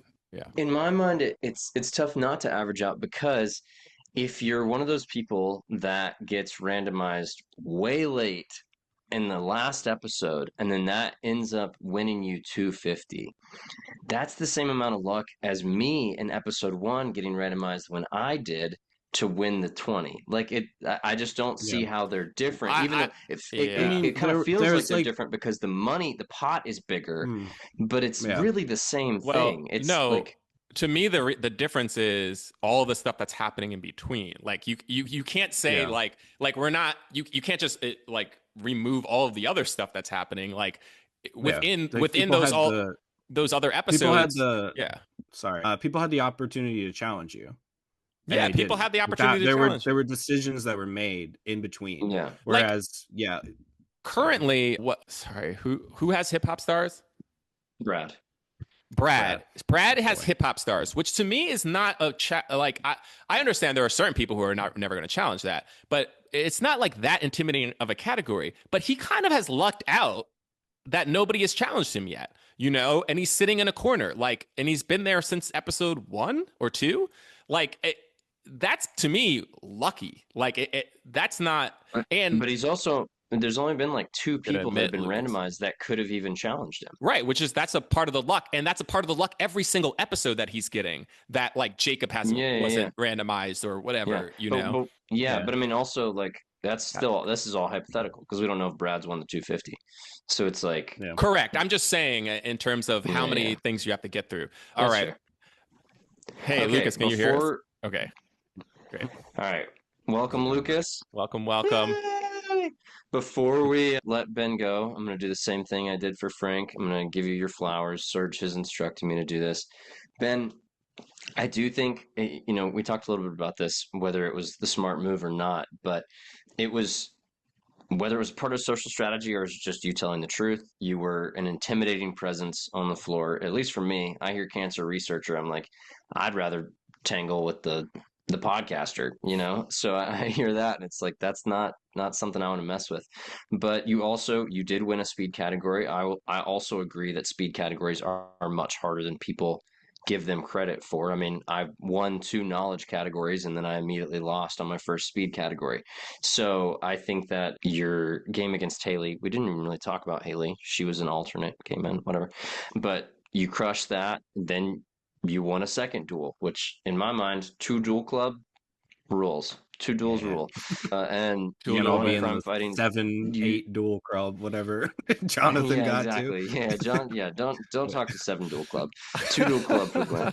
You won with 38 seconds left on crime fighting duos, so you pretty handily beat Frank. And then you did a really bold move, and you challenged a gymnast in gymnastics, and Very bold. it was you have to respect the boldness. Like, I mean, if we're talking about our season being the bold season where people stay and play, you absolutely crushed that. So shout out to you, sir. You're also just genuinely a great human being and great taste in books and movies.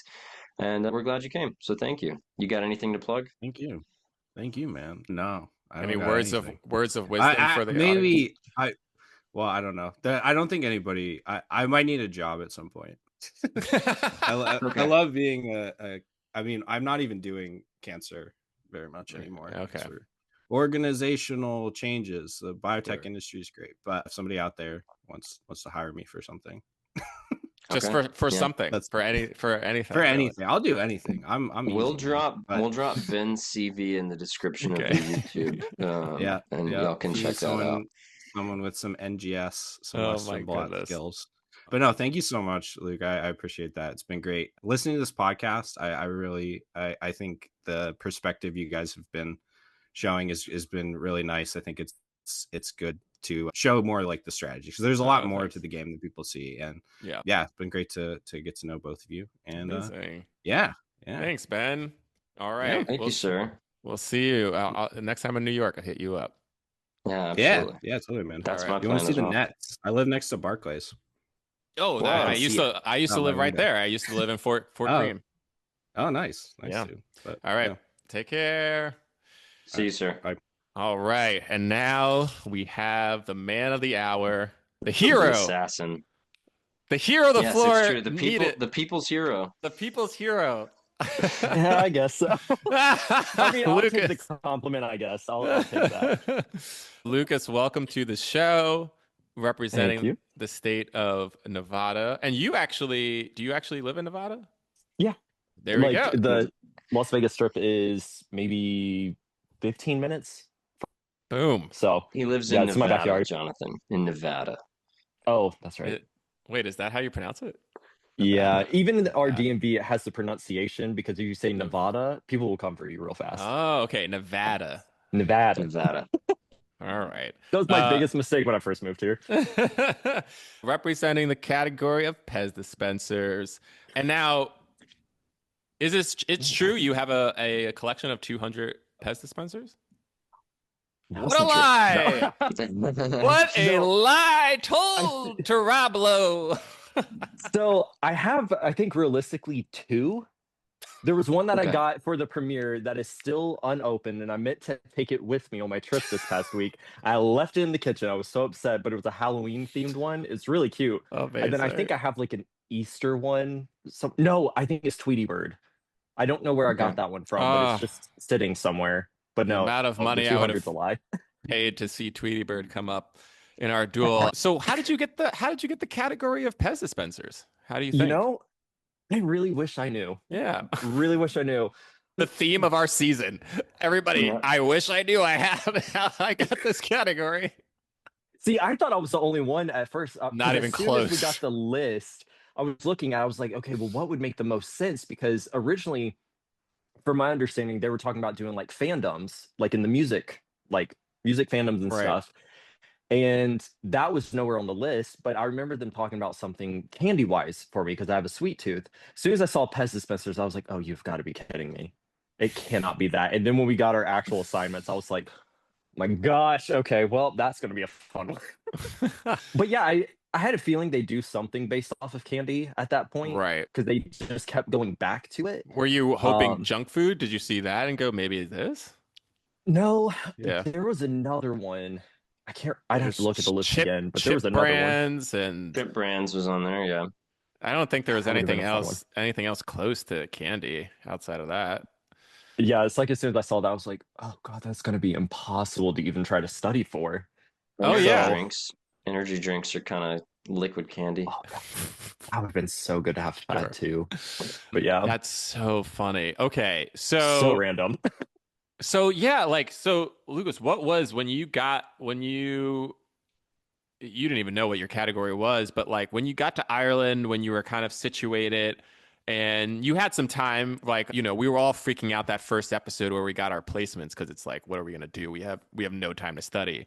But you made it through, right? Like the Luke actually got to play and won. But make it through the first episode. You have some time to study, figure out a game plan or whatnot. Like, did you have any strategy? And that could be social strategy too. Did you have any like idea of like, okay, like here's if I get randomized, this is what I'm gonna do. If I get chosen, this is what I'm gonna do. Any of that? Like So, early on. okay, when I got to you, well, That's my sorry, I'm still dog. trying to wake up. My coffee's like hitting me. Whenever I first got placed there and I was like looking at my competition, I hadn't talked to Nikki, Nicole, Jez, and Bob. I had not gotten to speak to any of them. So I was like, okay, how can I survive this if one of them gets randomized? How can I go ahead and stop the threat? So I just started socializing with them, getting to know them as human beings, and asking them where their heads were at, and kind of like finding out how knowledgeable they were. And so therefore I tried to use that not in a sense to like manipulate, but to help steer them in other directions away from me. And I knew Nikki would probably be the easiest one out of all four. Nicole, Yeah. there's no way I was going to go after biology. I saw that and I No. was like, please, like, Nicole, don't do that. So I became her best friend, but I did it authentically. I wasn't being shady or anything. It was real friendships. Everyone felt that way about biology. There were, I mean, So we did just scary. have Ben Minus on Ben. who Ben wanted was to the one steal it. person who wanted biology. Yeah, yeah, but Oh everyone my was God, like, that's and Nicole kept being like, "Well, I'm not even that smart, guys. Like, just come challenge." And it's like, "No, dude, no. It does. Even if you're not that smart, which we don't know that, we don't want to touch biology. Nobody wants to tango with that. That's crazy." like the only thing I know is the mitochondria is the powerhouse of the cell. That is all I know. Exactly. So I'm just like, Yeah. Well, How much is that knowledge going to get you through on a yeah, duel? right. it's not going to get you anywhere. It's funny because Exactly. again, I do think when we see biology, we'll all know like the first 10. You know what I mean? Like Yeah. Oh, It's that's going to be true. easier than we think. yeah, But in the moment, it's scary. You don't. That's a risky gamble it to be is like, this will be risky. easier than I think. That's a crazy gamble in a Yeah, game yeah, show. yeah. So Totally. That's so true. Yeah, because like combat films, I watch a lot of films, so it was just like, okay, that could be a possibility. Hmm. But I knew he was gunning for me, which kind of, upset me because I was like, seriously, Bob, I thought we were friends here. But I what the mean, he heck, didn't have Bob? any options either because he was on the edge. So Right. I was hoping he would go for Christmas. I was trying to steer him that way at certain points. But Jez, total mystery. He terrified me the entire game because Jez is it's just like terrifying. I didn't even know if he knew anything about the swamps because from what I had understood, he lived in like Kansas City or That's something at what the he was time. representing Kansas. Yeah. Okay, Yeah. so that's what it was. And Yeah. I was like, I feel like he was bluffing It's the whole like, time. what swamps are in Kansas? Yeah. I guarantee you when he goes up there, I mean, none of us have seen it, but I guarantee you when he goes up there, Rob is going to make a joke about swamplands in Kansas. Oh Probably. yeah. Yeah. Yeah, What? I just So don't know. did you study any of those categories that were near you? Because I mean, we wound up seeing that Bob didn't really know his combat films that well. Yeah, which surprised me. I did study, like Luke was at my study table, so he Uh-huh. saw me panicking some days, but eventually I just Every gave day. up entirely. Yeah, because I like still even on my iPad, I have like a list of like things of swamps and houseplants and stuff. But it just got to the point where it was like I can't retain any information. I just have to wing it. Whatever happens, happens. Right. So I really relied on the social aspect. Yeah, But I right. didn't Yeah, I mean, do it in a malicious way, I promise. no. Well, I was Well, no, it's earlier a this smart way. episode. We had Frank on earlier, and I told Frank he was a very dedicated studier. Ashton was on before. She was a very dedicated studier. Lucas was the worst studier in the room. Yeah. Lucas was, I was like, Lucas is, because honestly, he was worse than the people who didn't study. Like, there were people like Demetrius. Demetrius never studied. Demetrius was like, I'm not here to do that. That's not why I'm here. Lucas tried to study and failed. So that inherently, to me, makes him a worse studier. Oh, yeah. It was so, there was so much happening constantly, and you're wanting to pay attention to everybody else. There were just so many moving parts to where it was just well, there's no point, which was Lucas really also, bad. Funny. He also loved asking me. He would come up to me and be like, "What do you think I should do?" And I'd be like, "Nothing. Just whatever. Sit there, man. I don't know. Just challenge one thing and go back." And then You're right. Yeah. Okay, But let's nail it down though. If you had been randomized, what would you have challenged? Nikki. Oh gosh. See, Nikki and I, we made a pact. Episode 1 in the tunnels. We did. Okay. No, we really did. We made a pact that we would not go for each other unless we absolutely had to. Okay. And if so, we were going to go and make it as fun as possible. By the time that I became the whale, and because I challenged Bob immediately, like that was my second duel. That's right. So episode 7 on, the only things you were next to at that point was the whale, home organization, biology, and swamplands. So if you got randomized between then and when you duel, what would you have? You would have had done a home organization, right? I would have gone for my girl. Yeah. Sadly, but I mean, she was terrifying because she is the closet queen. She knows her stuff. So it's just like, I feel like I'd get annihilated in it, to be honest. Yeah. Swamps. Yeah, go ahead, Luke. Well, so I'm going to ask. So I'm going to take the podcast plus the time boost out of this because I know you wouldn't have challenged that. But if it had gotten to the point where Jonathan has film adaptations and you got randomized, would you have? Wait, was that even was that ever a possible? Yeah, no, you went back to the floor. Yeah, you went back to the floor. So if you had been randomized and Jonathan has film adaptations, how do you feel about movies versus home organization? Would you have tried that? Depending on when in the episode it was, if it was close to the end, I would have gone for it because I feel pretty confident with it. Yeah. I feel like it would have been a pretty even match. Did you know more? Did you know more than Zach will love this? By the way, us constantly asking people, "Would you have done better than Zach?" Would you have done better than the priest? But anyway, would you have done better than Zach? Yeah, I love Zach so much, but everyone loves there Zach. were a ton on there that I was like, "How are you passing that? Like Gossip Girl, Pretty Little Liars, Big Little Lies. Like, how do you not?" He got Big Little Lies. To be fair, he did get Big Little Lies. That's right, he did. Slowly. Yeah, it took him a second, but he got it. It's funny when I did the thing with Kurt and Zach. Kurt asked Zach for whatever reason. He was like, "Would you have gotten the one that John passed on, like Perfect Couple?" And Zach was like, "I think like I would have saw. I think if I saw Nicole Kidman, yeah, I think I'm." And I was like, "Zach, what are we doing?" Yeah. Like, Zach. Like. I was like, I watched that show a month ago, the entirety of it, and it didn't come to my head. Like, you really would have gotten The Perfect Couple? Really? On Netflix? You would have got it? You know what tripped me up on some of the ones Zach had? Although with his passes, it shouldn't have been dealt this way. But I got tripped up because I mean, when you're playing at home, you answer everybody. So you don't play as one person. Big Little Lies, Pretty Little Liars. When I saw Pretty Little Liars, I said Pretty Little Lies. And then I would have been sitting there like, where is that? Like, give me the answer. Come on, like, ding it. But that's rough. Yeah, because I was like, Big Little Lies, Pretty Little Lies, like, and then I was like, oh, it's Liars. Can I ask both of you? Did you get The Shining before I got it when you were playing along? I got The Shining immediately. Okay. Yep. Love that film. I know. It's also like a comfort film. Top 10. Weird. I know. That's top 10 movies for me. So good. Yeah, that movie's so good. And it took me a second because, again, like sometimes when you're looking at I think it's just like where your eye goes first, right? And like my eye went to the bartender first, and I'm like, yeah. And then I saw Jack Nicholson over here, and I was like, oh. Yeah. Jack Nicholson's not in center of the image there. Yeah. Like if it had been the shot of him frozen to death, you would immediately gotten it. You know? Well, and that's the thing is So- like somebody who didn't watch the film, you're probably hoping for him coming through the door or the with two the kids, axe, in the axe, Yep.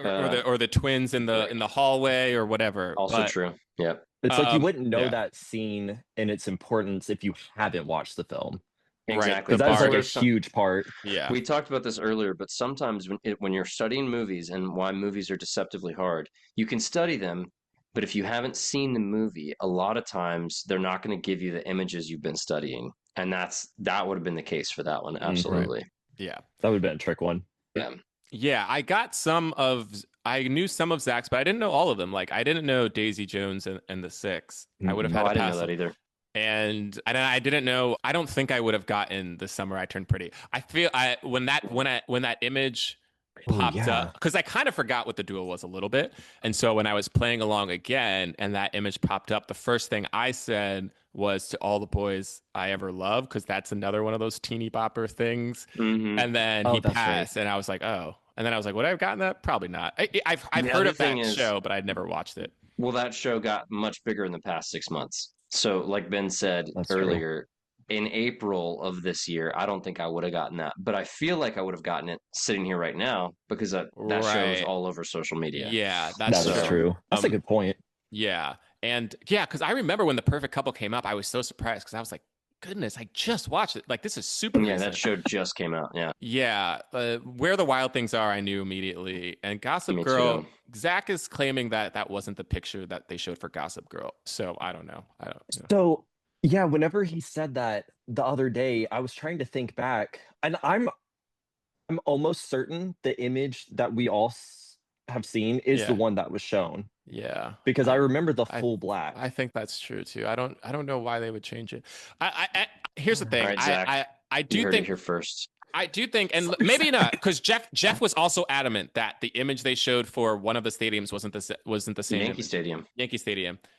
But then he said, but it was funny. He said that, and then he goes, but the image they showed on TV was actually harder than the one that I got. And I was like, well, then, so why I wouldn't have got them either one of them. Yeah.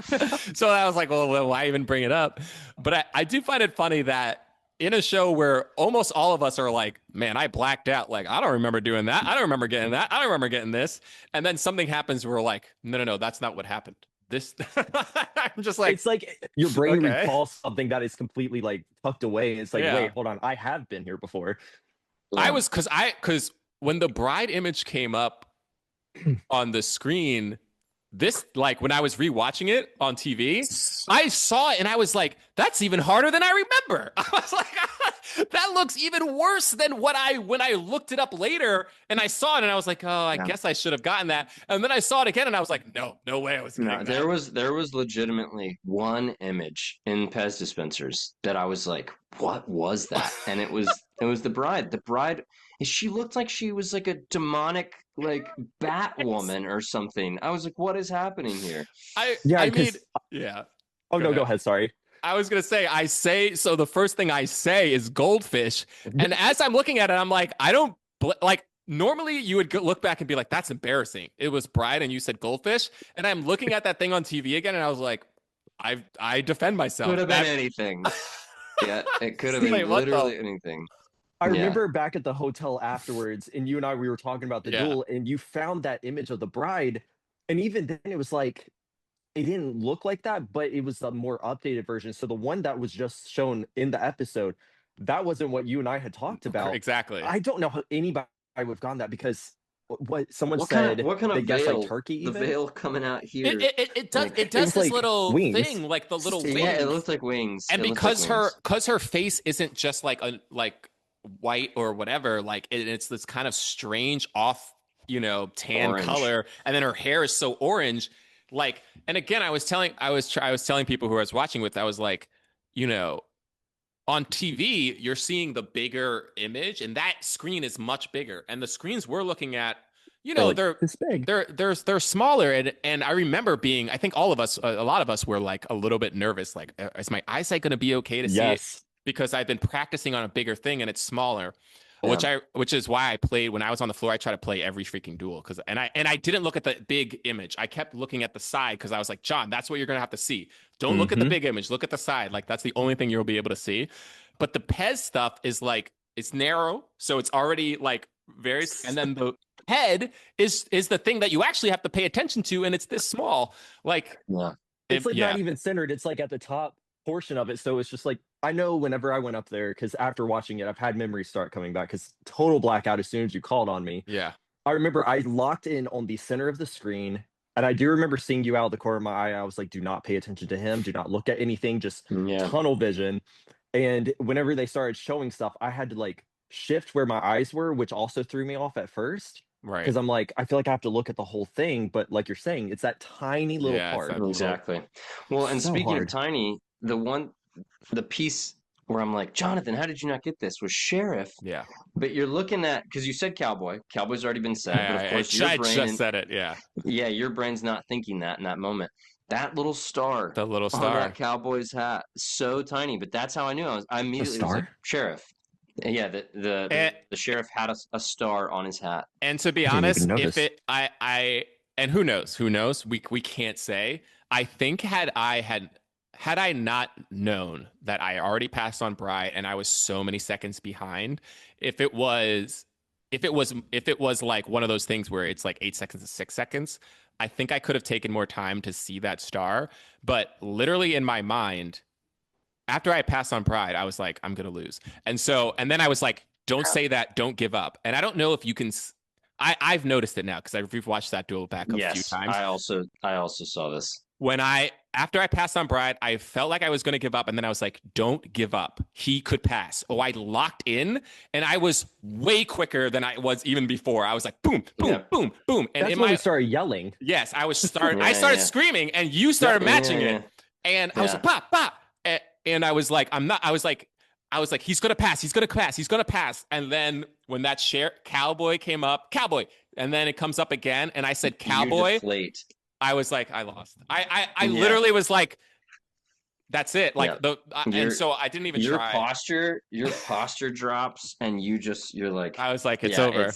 It's because at that point, there's still like 5 seconds. There was 5 seconds left, but I knew I was like, if I pass, it's over. And then maybe one lucky guess. And I looked back up and I was like, just let it go. It's over. And Lucas had 14 seconds. Yeah. So to hope that you pass, you get the next one with 1 second left. Yeah. And then for him to pass through 14 seconds. Yeah. Yeah. So that was kind of that was it.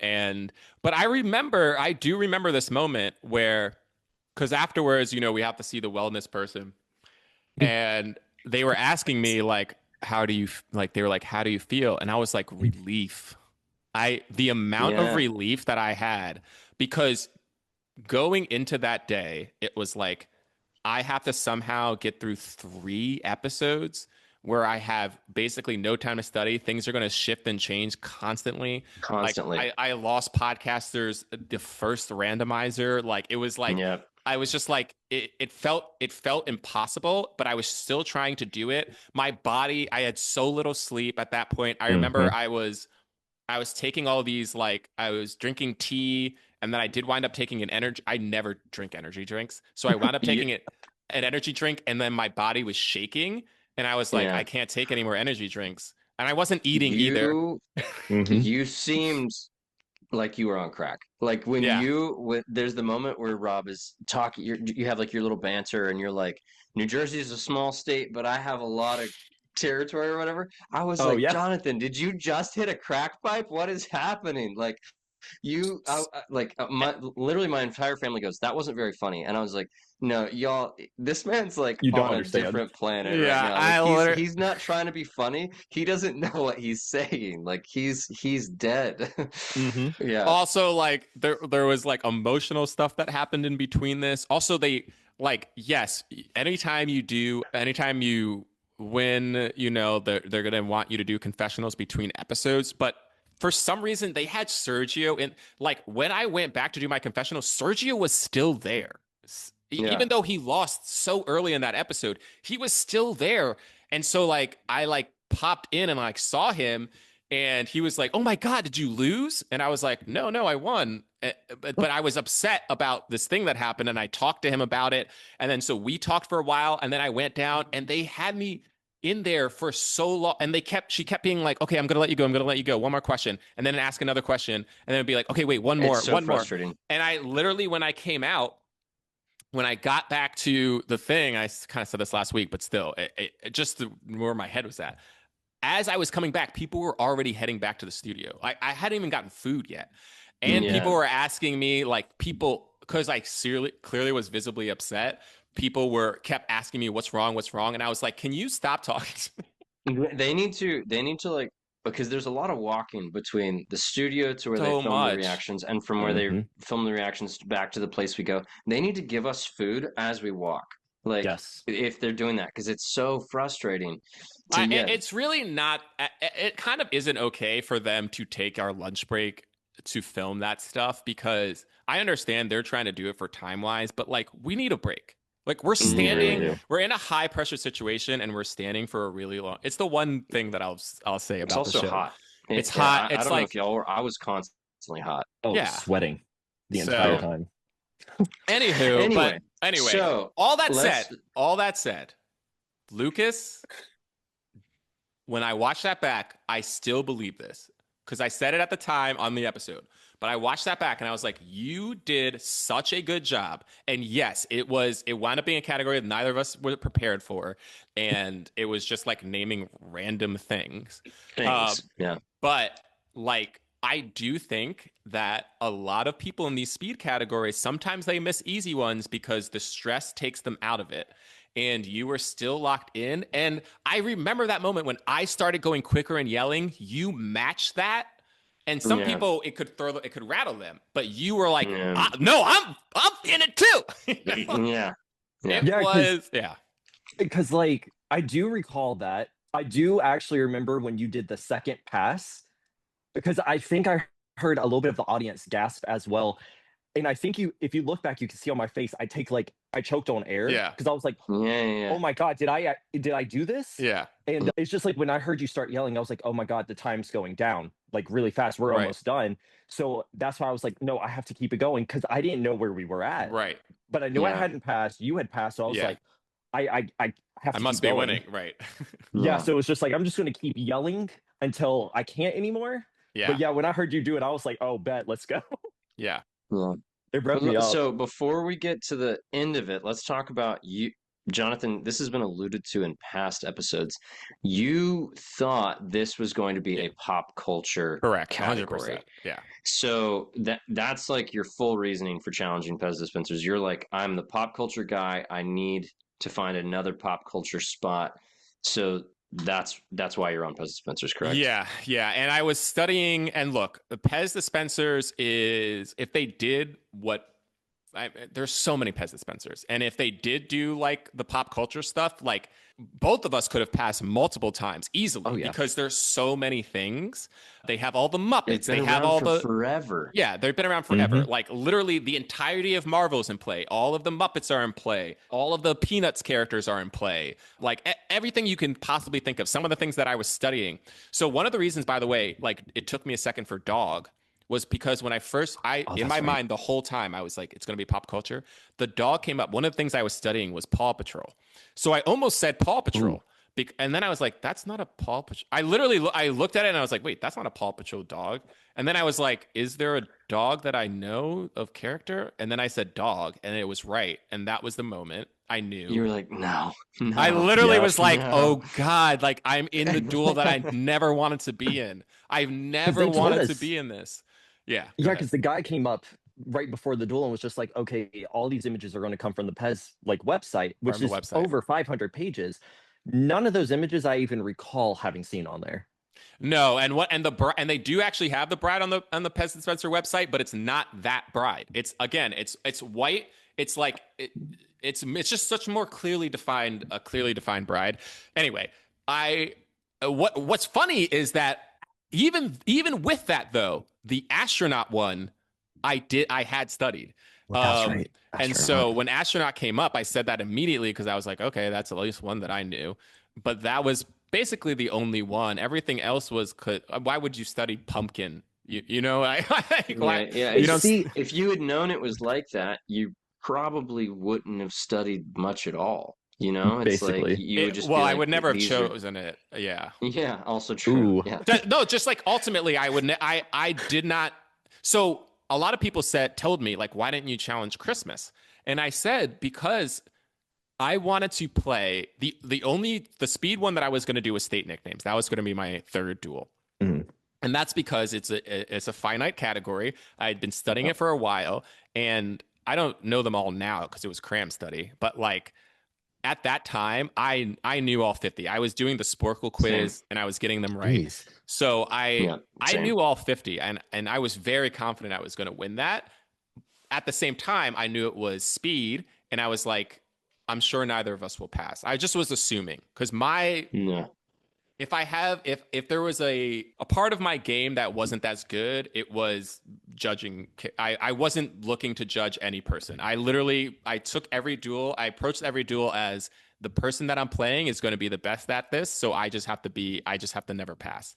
Yeah. And so I was going to do state nicknames, and I didn't want to do Christmas because I felt like, but what if they throw some random thing on there that for whatever reason I just don't know, like the Kringle cake that was in holiday foods. Like, I don't know Kringle. And I was literally like, what if there's some weird holiday food that I don't know and I pass on? Like, obviously, we're going to be like ornaments, Christmas tree, Christmas lights, snowman, Santa, elf, Well, whatever. once again, I mean, none of the three of us have seen Christmas. We don't know how And who hard knows? or easy it is. Yeah. My wife literally yesterday was like, "What if it's Christmas movies?" And I was like, "Don't. Why would you put that out there?" I was like, "I'm almost positive it won't be, but yes, if they wound up showing a bunch of like Christmas movies, I would kill myself." No, I'm just kidding. But yeah, it was very anyway. So that's why I didn't want to do it, and I think hindsight, if I had known that's what Pez this, and also.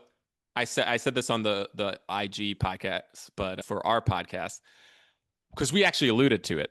The reason that I even thought Pez Dispensers was going to be pop culture is I'm pretty sure, Jacob, somebody told me, somebody was like, oh, why didn't you do, I thought you were going to challenge, after I played Ashton and Ghost Stories, they were like, I did not see you doing that. Like, I thought you were going to go after Pez Dispensers. And I was like, why would I go after Pez Dispensers? And they were like, because it's just going to be pop culture. They're like, yeah, it's just going to be like Snoopy and stuff. And I was like, oh yeah, I guess that is what it's going to be. Huh, I never thought about it like that. And so that was in my brain. It was lower down on the list of categories I wanted to choose. But by the time we got to where I was in the episode, in my mind, it was the last category that had anything to do with film and TV. And so I was like, yeah, might as well do that. Had that not happened, had I not had that in my brain, obviously I was going to do state nicknames. I think the other two that I might have done is hip hop stars. I think, who knows, maybe I would have done Chris. There was a part in my mind that was like, Christmas is going to, like, they're just going to screw you, so don't do it. And until you actually prepare for it. Yeah.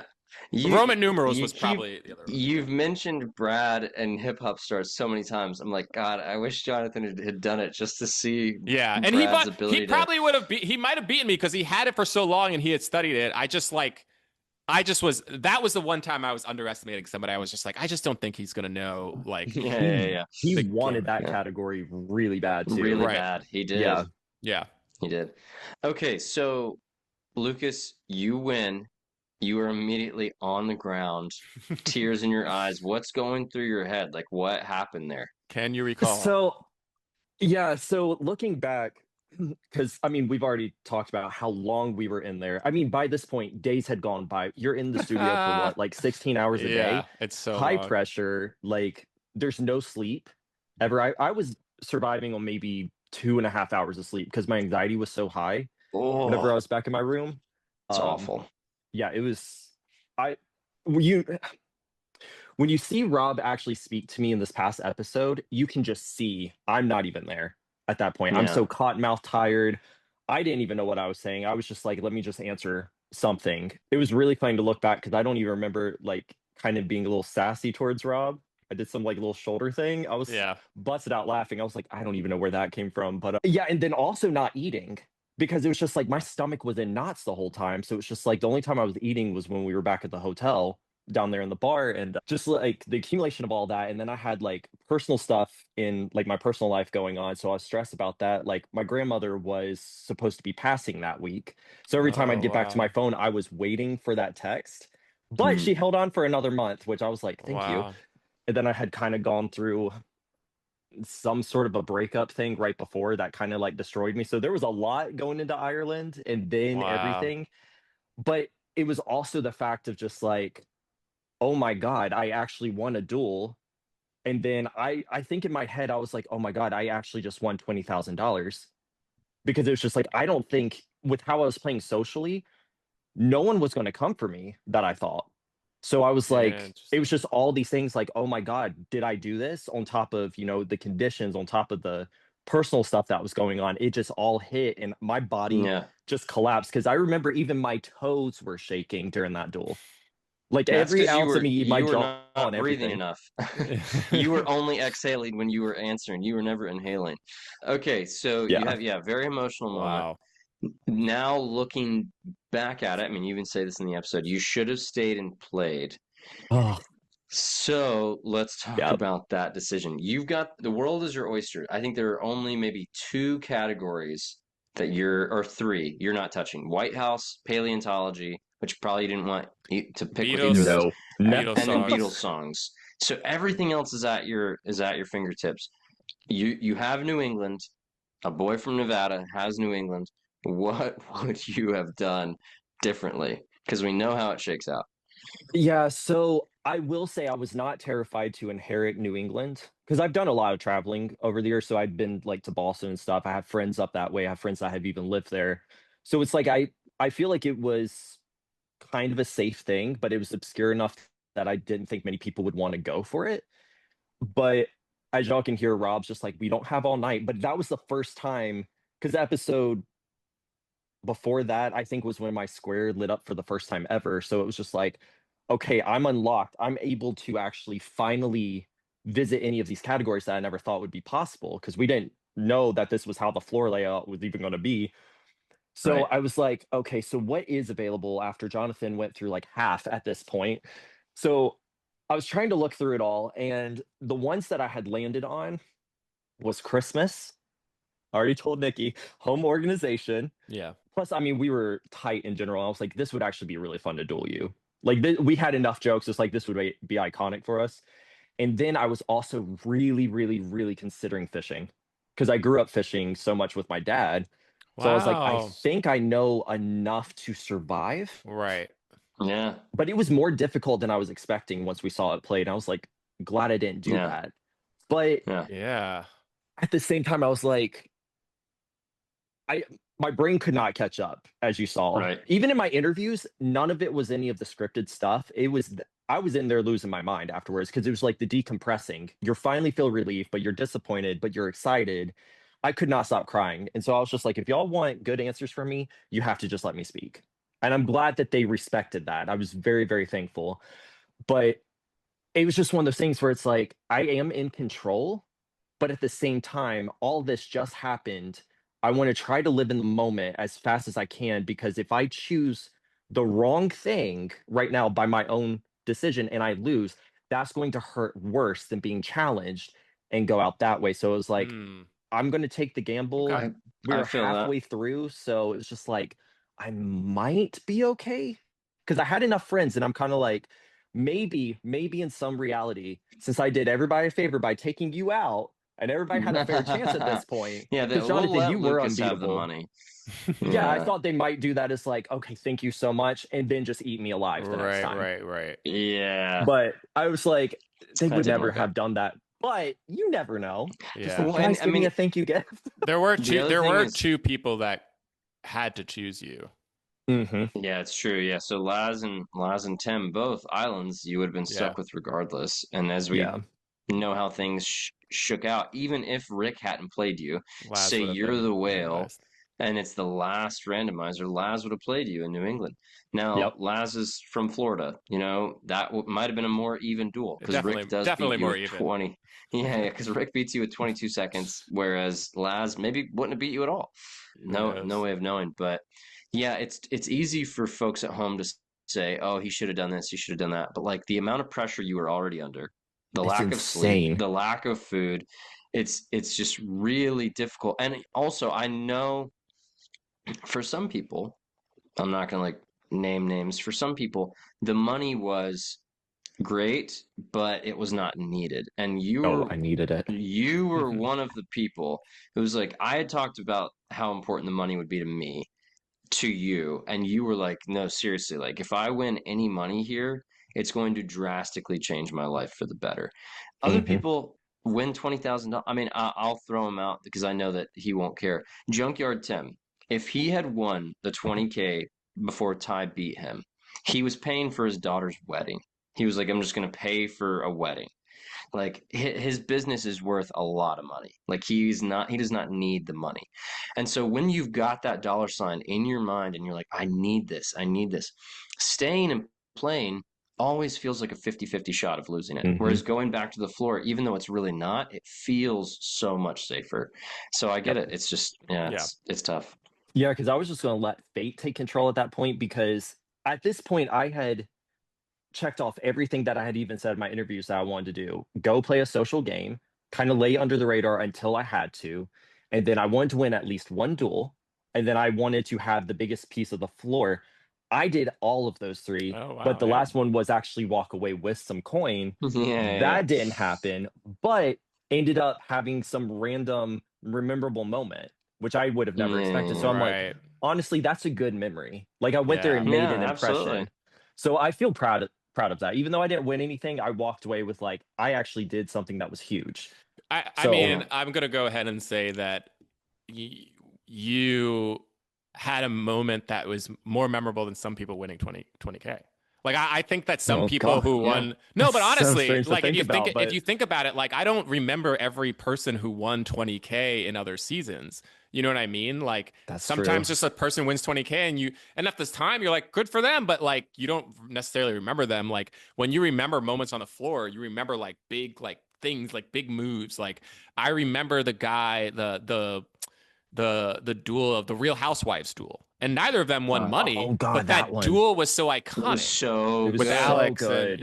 Like so I think sometimes those things are, you know, obviously everybody, and it's easier for me to say because I got both. Yeah. But like I do think that like some of those, because I think a lot of people want a moment, and not everyone necessarily gets one. So just like TV wise, like that was cemented. Like it was so cool. Yeah. Everybody, I have so many people have reached out to me about it. That duel, like what happened afterwards, like all of it. Like it was so memorable. Like, and I'm really glad they kept all of that in. I wasn't sure if they were going to. I don't even remember that conversation or anything. I think I still vaguely remember you and Rob helping me back up. Yeah. But like literally my body just gave out. And I just out of it, I went, and it felt awkward watching it because I was like, what is happening? So I'm like trying to piece it together, but it was just like, it was actually a very genuine, sweet moment. And at first I was like, why am I thanking him for this? And that's where I was like, oh my God, I actually thought I'm getting $20,000 tonight. So I think like you gave me that opportunity to even be able to do that, which I was like, oh my gosh. But all that came too. And I was like, okay, this is making a lot more sense. Yeah. But it was a very, very sweet moment, I thought. I was like, oh, Jonathan, thank you. It's very real. It was real. So let's quickly go through the rest of the episode. But so you do go back to the floor. On Spree gets Yep. On Spree gets randomized. Challenges Rick. Man, real quick, I gotta say, I would have crushed either of them. I wanted to play presidents. I believe it. So, I believe it. I mean, that's why I challenged Charlie in the first place, and since was to get to presidents. And that the gimmick of that category is that if you can't get it immediately, you'll get it on the third second. Everybody should be up until you get even Monroe, if you're like you know any history, like you should be getting it on the third. Monroe doctrine. Anspree passes on Bill Clinton. I'm losing my mind. I think it's so wild that she passed on that, considering she got another one that I was like, that's clearly harder than Bill Clinton. Yeah. Anyway, go ahead. Yeah. Well, especially, I mean, it just as far as all of us, like the more recent the president, the easier it should be, right? Right. And so when she gets Nixon, it's like that's harder than Clinton and further and further back. Oh, that's But right. watching that pretty immediately, it's like, all right, Rick is going to win this. But Rick So slow. he's exactly how I thought he was going to be. I would say it to this man's face. I'm not talking smack about him. He's slow. He gets Reagan as his first one, and he gets it in like 5 seconds. I And I'm like, know. dude, I was naming those presidents on like the second I clue at the know. latest. I never needed a third That's clue. wild. I knew Monroe at the end. I was like, presidents meant like American history is my thing. I would have crushed. I wanted it Really? so badly. Yeah. And so I was literally, when I was watching that episode, I'm like grabbing my wife by the shoulders. I'm like putting my head like in her shoulder and being like, I wish I could have played it. But you I weren't was touching so it. You were upset. trying. You were trying I to. wasn't touching. Yeah, I tried. Yeah. I tried to get to it, and I just didn't get to it. Would you have gone for American Revolution had you had the chance? American Revolution was a part of my like 9-step plan. Yes. Here's the thing. Luke had a crazy plan, and Wow. he was going to lose eventually if he was. It's true. If It's he true. executed this thing, he was going to lose. Like.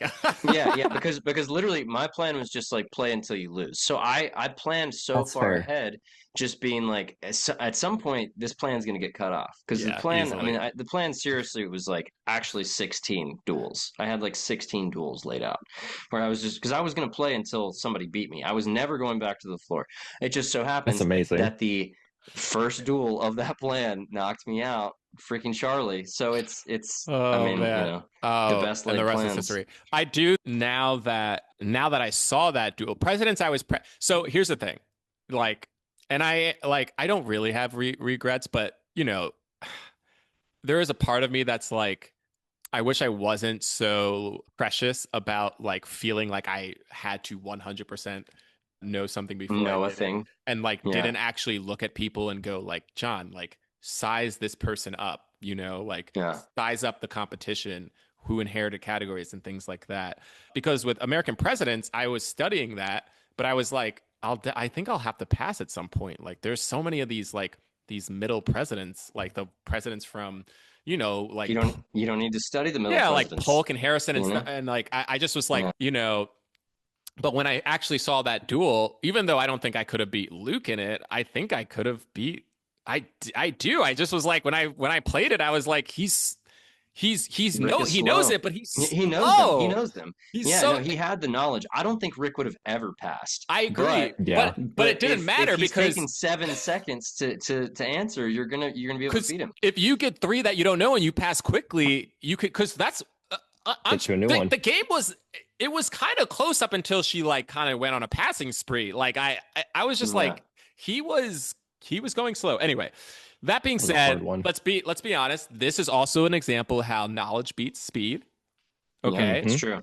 And he had more knowledge. He definitely did not have the speed, but he still beat her. Yep. 10 seconds left. He goes for fishing, which everybody I was watching, my whole watch party, when he was like, I'm going to stay and play, everybody was like, fishing. And he was like fishing and they cheered and everybody was like, 100% this dude is going to. But this is, to me, the fishing duel is the worst case this season of one person getting the harder clues. I agree. Marcus did do well. You cannot discredit that. Can't fault him. He won this duel. You can't fault him because it's literally not his fault. But if I was Rick watching this back, I would be gnawing on a piece of wood like an animal. I'd be so upset because he's getting all the fish. My brother-in-law who fly fishes all the time, he sees those jigs. He's like, that's a weighted hook, weighted hook, weighted hook, weighted hook, weighted hook, and then he finally passes, and it's a jig, and he's like, a jig? He's like, that's a weighted hook, is what that is. Oh man, it was just wild to watch Marcus beat Rick in this because it was just like you would never guess that outcome. If you switched all of their clues, Rick wins. There's just no doubt about it. Here's the thing. I also believe if Rick wasn't as slow as he was playing the game, also if he had a better strategy of going, I'm not getting this, let me just pass, instead of like trying to get it. I actually think it might, because I think eventually Marquise was going to get tripped up on something, and then he probably would have went on a passing spree. Because there were some that I was like, Rick is getting, that I was like, he wouldn't have gotten that. Now, to be fair, Right. Marquise did know more than he was letting on. Like he got tackle box. Like he knew what a salmon was, and obviously salmon's one of the more known fish. But still, it's not like he didn't know anything about fishing. He Right, did, absolutely. you know, and I think that probably threw it. But when Rick lost, I kind of like in his eyes, and I know in the green room, he still felt like he kind of like couldn't believe it. Like, yeah, absolutely. I feel like when I came back up where we all were, Lucas, at like all the people who had lost, it felt like almost everyone there was like stunned. Like it Yeah. felt, It was like, the vibe, like after like I got eliminated from Rick, and you know, I went through wellness. It was a very rough moment, went through the interviews, rough moment, and all that kind of stuff. And once I was finally like taken up there, the vibe was so weird. I don't know how else to like explain, but it was like everybody, like you're saying, we were all kind of surprised that we were even in there. right. I think at that point, which is strange because it's like, are we delusional or like what's happening? Truly, Did we all everyone think was we just, were gonna win. I know. Truly, everyone was in there like, I don't even know what happened. Like what? Like It was a weird episode. Like even watching it, it was just like even the duels, the matches, it was just like it felt different than the other ones. it The did. vibe was just so I don't know if it was just because of the pressure and the stakes at hand or the the personalities, but something just felt so off in that room. And I do think back like walking in there because I remember seeing you, I remember seeing Rick because I talked to him for a little bit, but it was like just it felt so weird. Yeah. It was funny because when I got there, I saw Rick and maybe even Marquise before I saw you. And so there was a part of me that was like, there was a part of me that was like, oh, Lucas went up and did this thing. And then immediately Rick was like, no, I beat, and I was like, oh, wait. So I was the same way with Charlie. I was like, well, he beat me. He better win some money. And then I see him back there and I'm like, Charlie, you're not supposed to be here. Like, Lucas, you're not supposed to be here. And then I was kind of like, okay, this actually is like the fall of some empire where all of a sudden everybody's like, well, now it's a land grab. Everybody's trying to. Yeah, everybody keeps trying. That's what it is. Yeah. Because it's like everybody at that point with how everything had been laid out from, Johnny starting it to Ashley to Aaron to Elizabeth.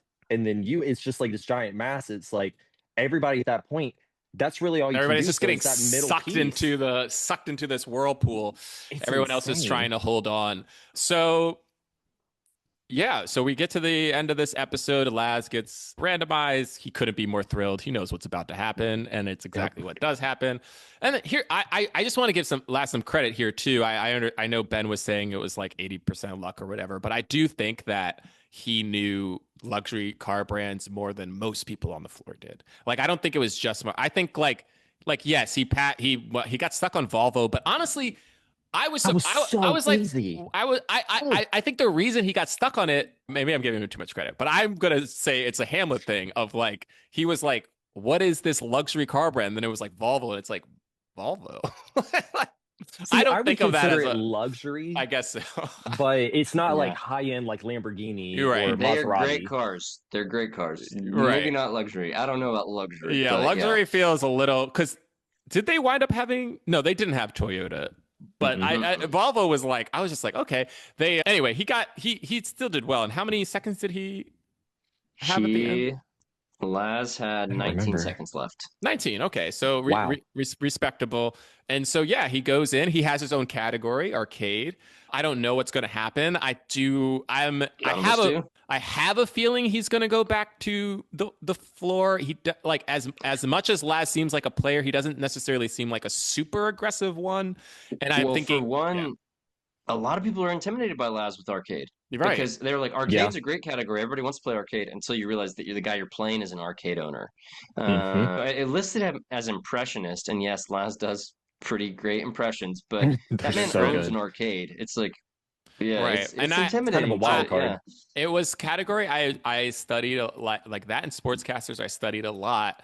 But honestly, and I've second guessed myself on this. I've gone back and forth, but I don't. At the end of the day, I was like, I think my strategy was sound, which was I would rather just them get randomized and have to play me in a category they weren't really prepared to play, and then me take their category, which I had been studying, and then go, I don't have to do 3 duels Smart. now, right? Now I have a category I feel strong in, and I've been studying. I just don't have to beat the expert in it. Yeah. And I knew, and in my mind, I was like, I bet other people aren't studying these categories because they're thinking they don't have to play them, or they're not really prepared to play them yet. And so I was crossing my fingers.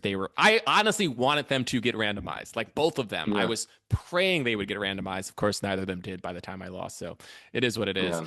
But yeah, we're going into the semifinal, and then there's a 2-hour final. I have a question for you guys. The 2-hour final, the person who has the most floor at the end of the first part, do they win $20,000? No money. No wow. money. You were like talking about luck, and we want to ask you this, Lucas, about your breakdown of luck and knowledge and da da da. If you make it to the last 16, those final 16, and you haven't already won money, then you were probably the least likely to win money out of any given. Like Right. now it's a 1 in 16 chance, where normally, like the math is weird, but like normally with the 20K, especially with how big our whale has been, you have a higher likelihood of maybe getting a chance at that money. But I mean, yeah, being the biggest piece in the final is just awful. Yeah. Awful. Because then you're having to single-handedly fight off everybody at that point. So Which that in itself, with and 250 sitting there, insane. Yeah. I will say this though. The one advantage that and it's not, I understand it's not that big of an advantage at all, but the one advantage the person in the middle who has the floor does have is that they are touching everything. And as opposed to everybody else, like there aren't many people right now who can even do 3 without having to go through the whale. And so Exactly.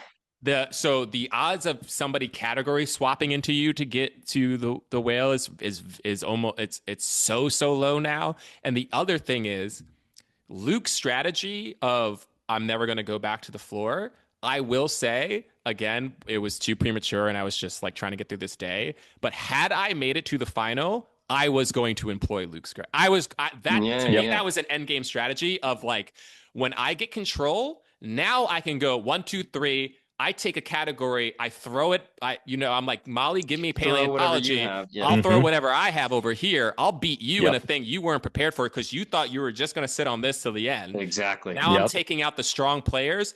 I force people to play the harder category, then go 1, 2, 3, throw it back like that. Yeah. I do. Yeah. I don't think that's going to happen, but I think it would be amazing if it did. It is a great offensive strategy because it's like, do I know a ton about paleontology? No. Do I know more about paleontology than, say, Rick over on the side with Wild West? Maybe. I don't know what he knows about paleontology. I know, but I know what I know. I'm going to give it to him. So I'll throw that onto him. I guess it's both kind of the worst position to be in and the best, actually. Yeah, to have the big spot in the last episode, because also if you're on the floor, if you don't have control of the board, nobody necessarily needs to come to you because they're not trying to win 20 or 40 anymore. Right. They might want to do one because now everybody's basically on a side. Do one, go back, and I don't know. It's the finale is going to throw everything for a loop. But before we get there, we do have a semi next week. See, one more person's going to win 20,000. Maybe it's Laz. I do not know. But Lucas, before we go, Jonathan has the breakdown question for you. Oh, boy. winning 20K. What percentage of that is luck versus knowledge versus strategy versus skill? We can help you with percentages. Oh, gosh. Like you're like on fortitude, skill being like. Sorry, I meant mental. The marathon. Yeah, your endurance. Oh gosh. Yeah, that's a good question. Okay, so forgive me if I do this wrong because I'm terrible with math and percentages. We'll help you out. Thank you. Appreciate it. I feel like just from my own personal experience and observing everything that was happening, I think at this point in the game, a lot of it comes down to there's a lot of luck involved and timing. There has to be perfect timing, but also knowledge, I think, comes into play as well, because I mean, if you are the middle, you need to make sure you are well-rounded to, protect yourself. So I think it's probably a good combination. Without some knowledge. Yeah. Yeah. So I think it's a lot of luck of like who's getting randomized, who decides to play who, and what their own agenda is, as opposed to yours, as opposed to someone else's. So I feel like it's a lot of Is it combination like between the luck and the 50-50 or? kind of, at least Okay. from my experience, that's So kind of what it then felt maybe like. we'll do either you can eat, and then depending on what you think about, do you think strategy plays a lot into this or not really? Like very little. I think in some aspects, like say if I had won against Rick in New England, which my brain would have worked for Founders Rock for Plymouth and Harvard, I think I could have still stayed in it, or they gave me the Harvard two. was Harvard was tough. really Harvard was tough. hard, dude. You kind of I had knew it though, but I Harvard to couldn't think of it.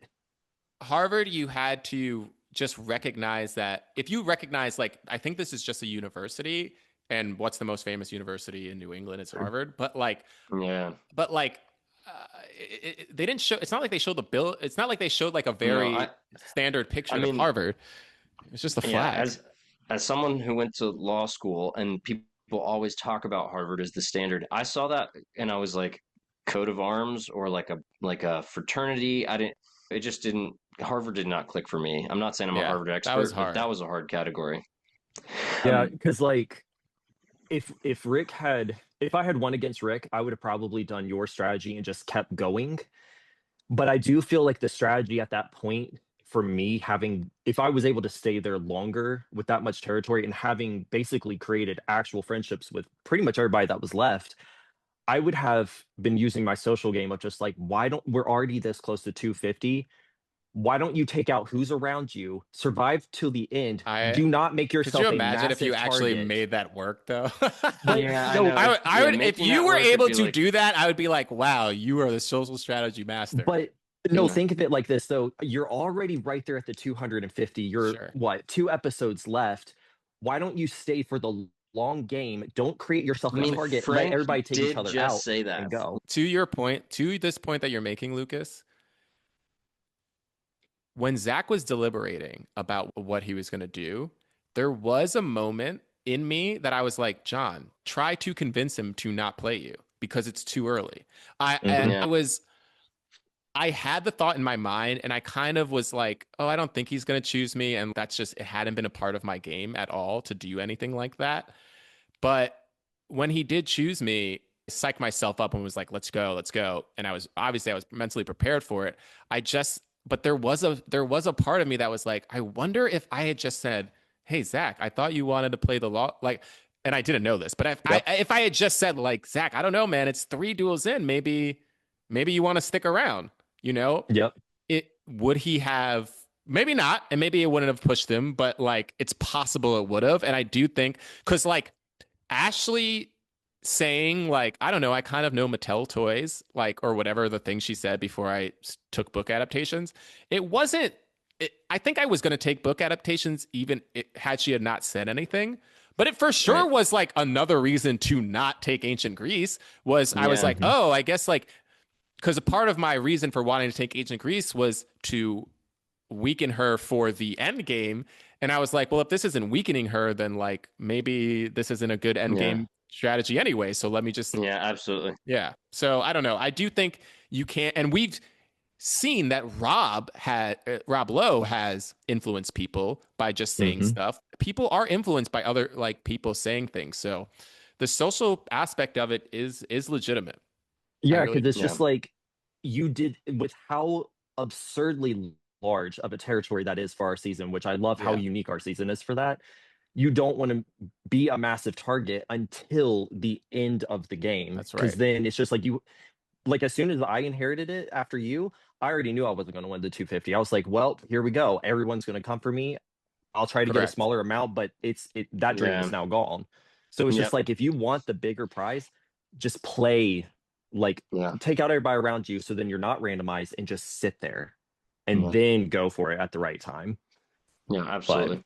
I mean, I had the same realization in episode 6 where I was like, well, not winning 250, so might as well just keep trying.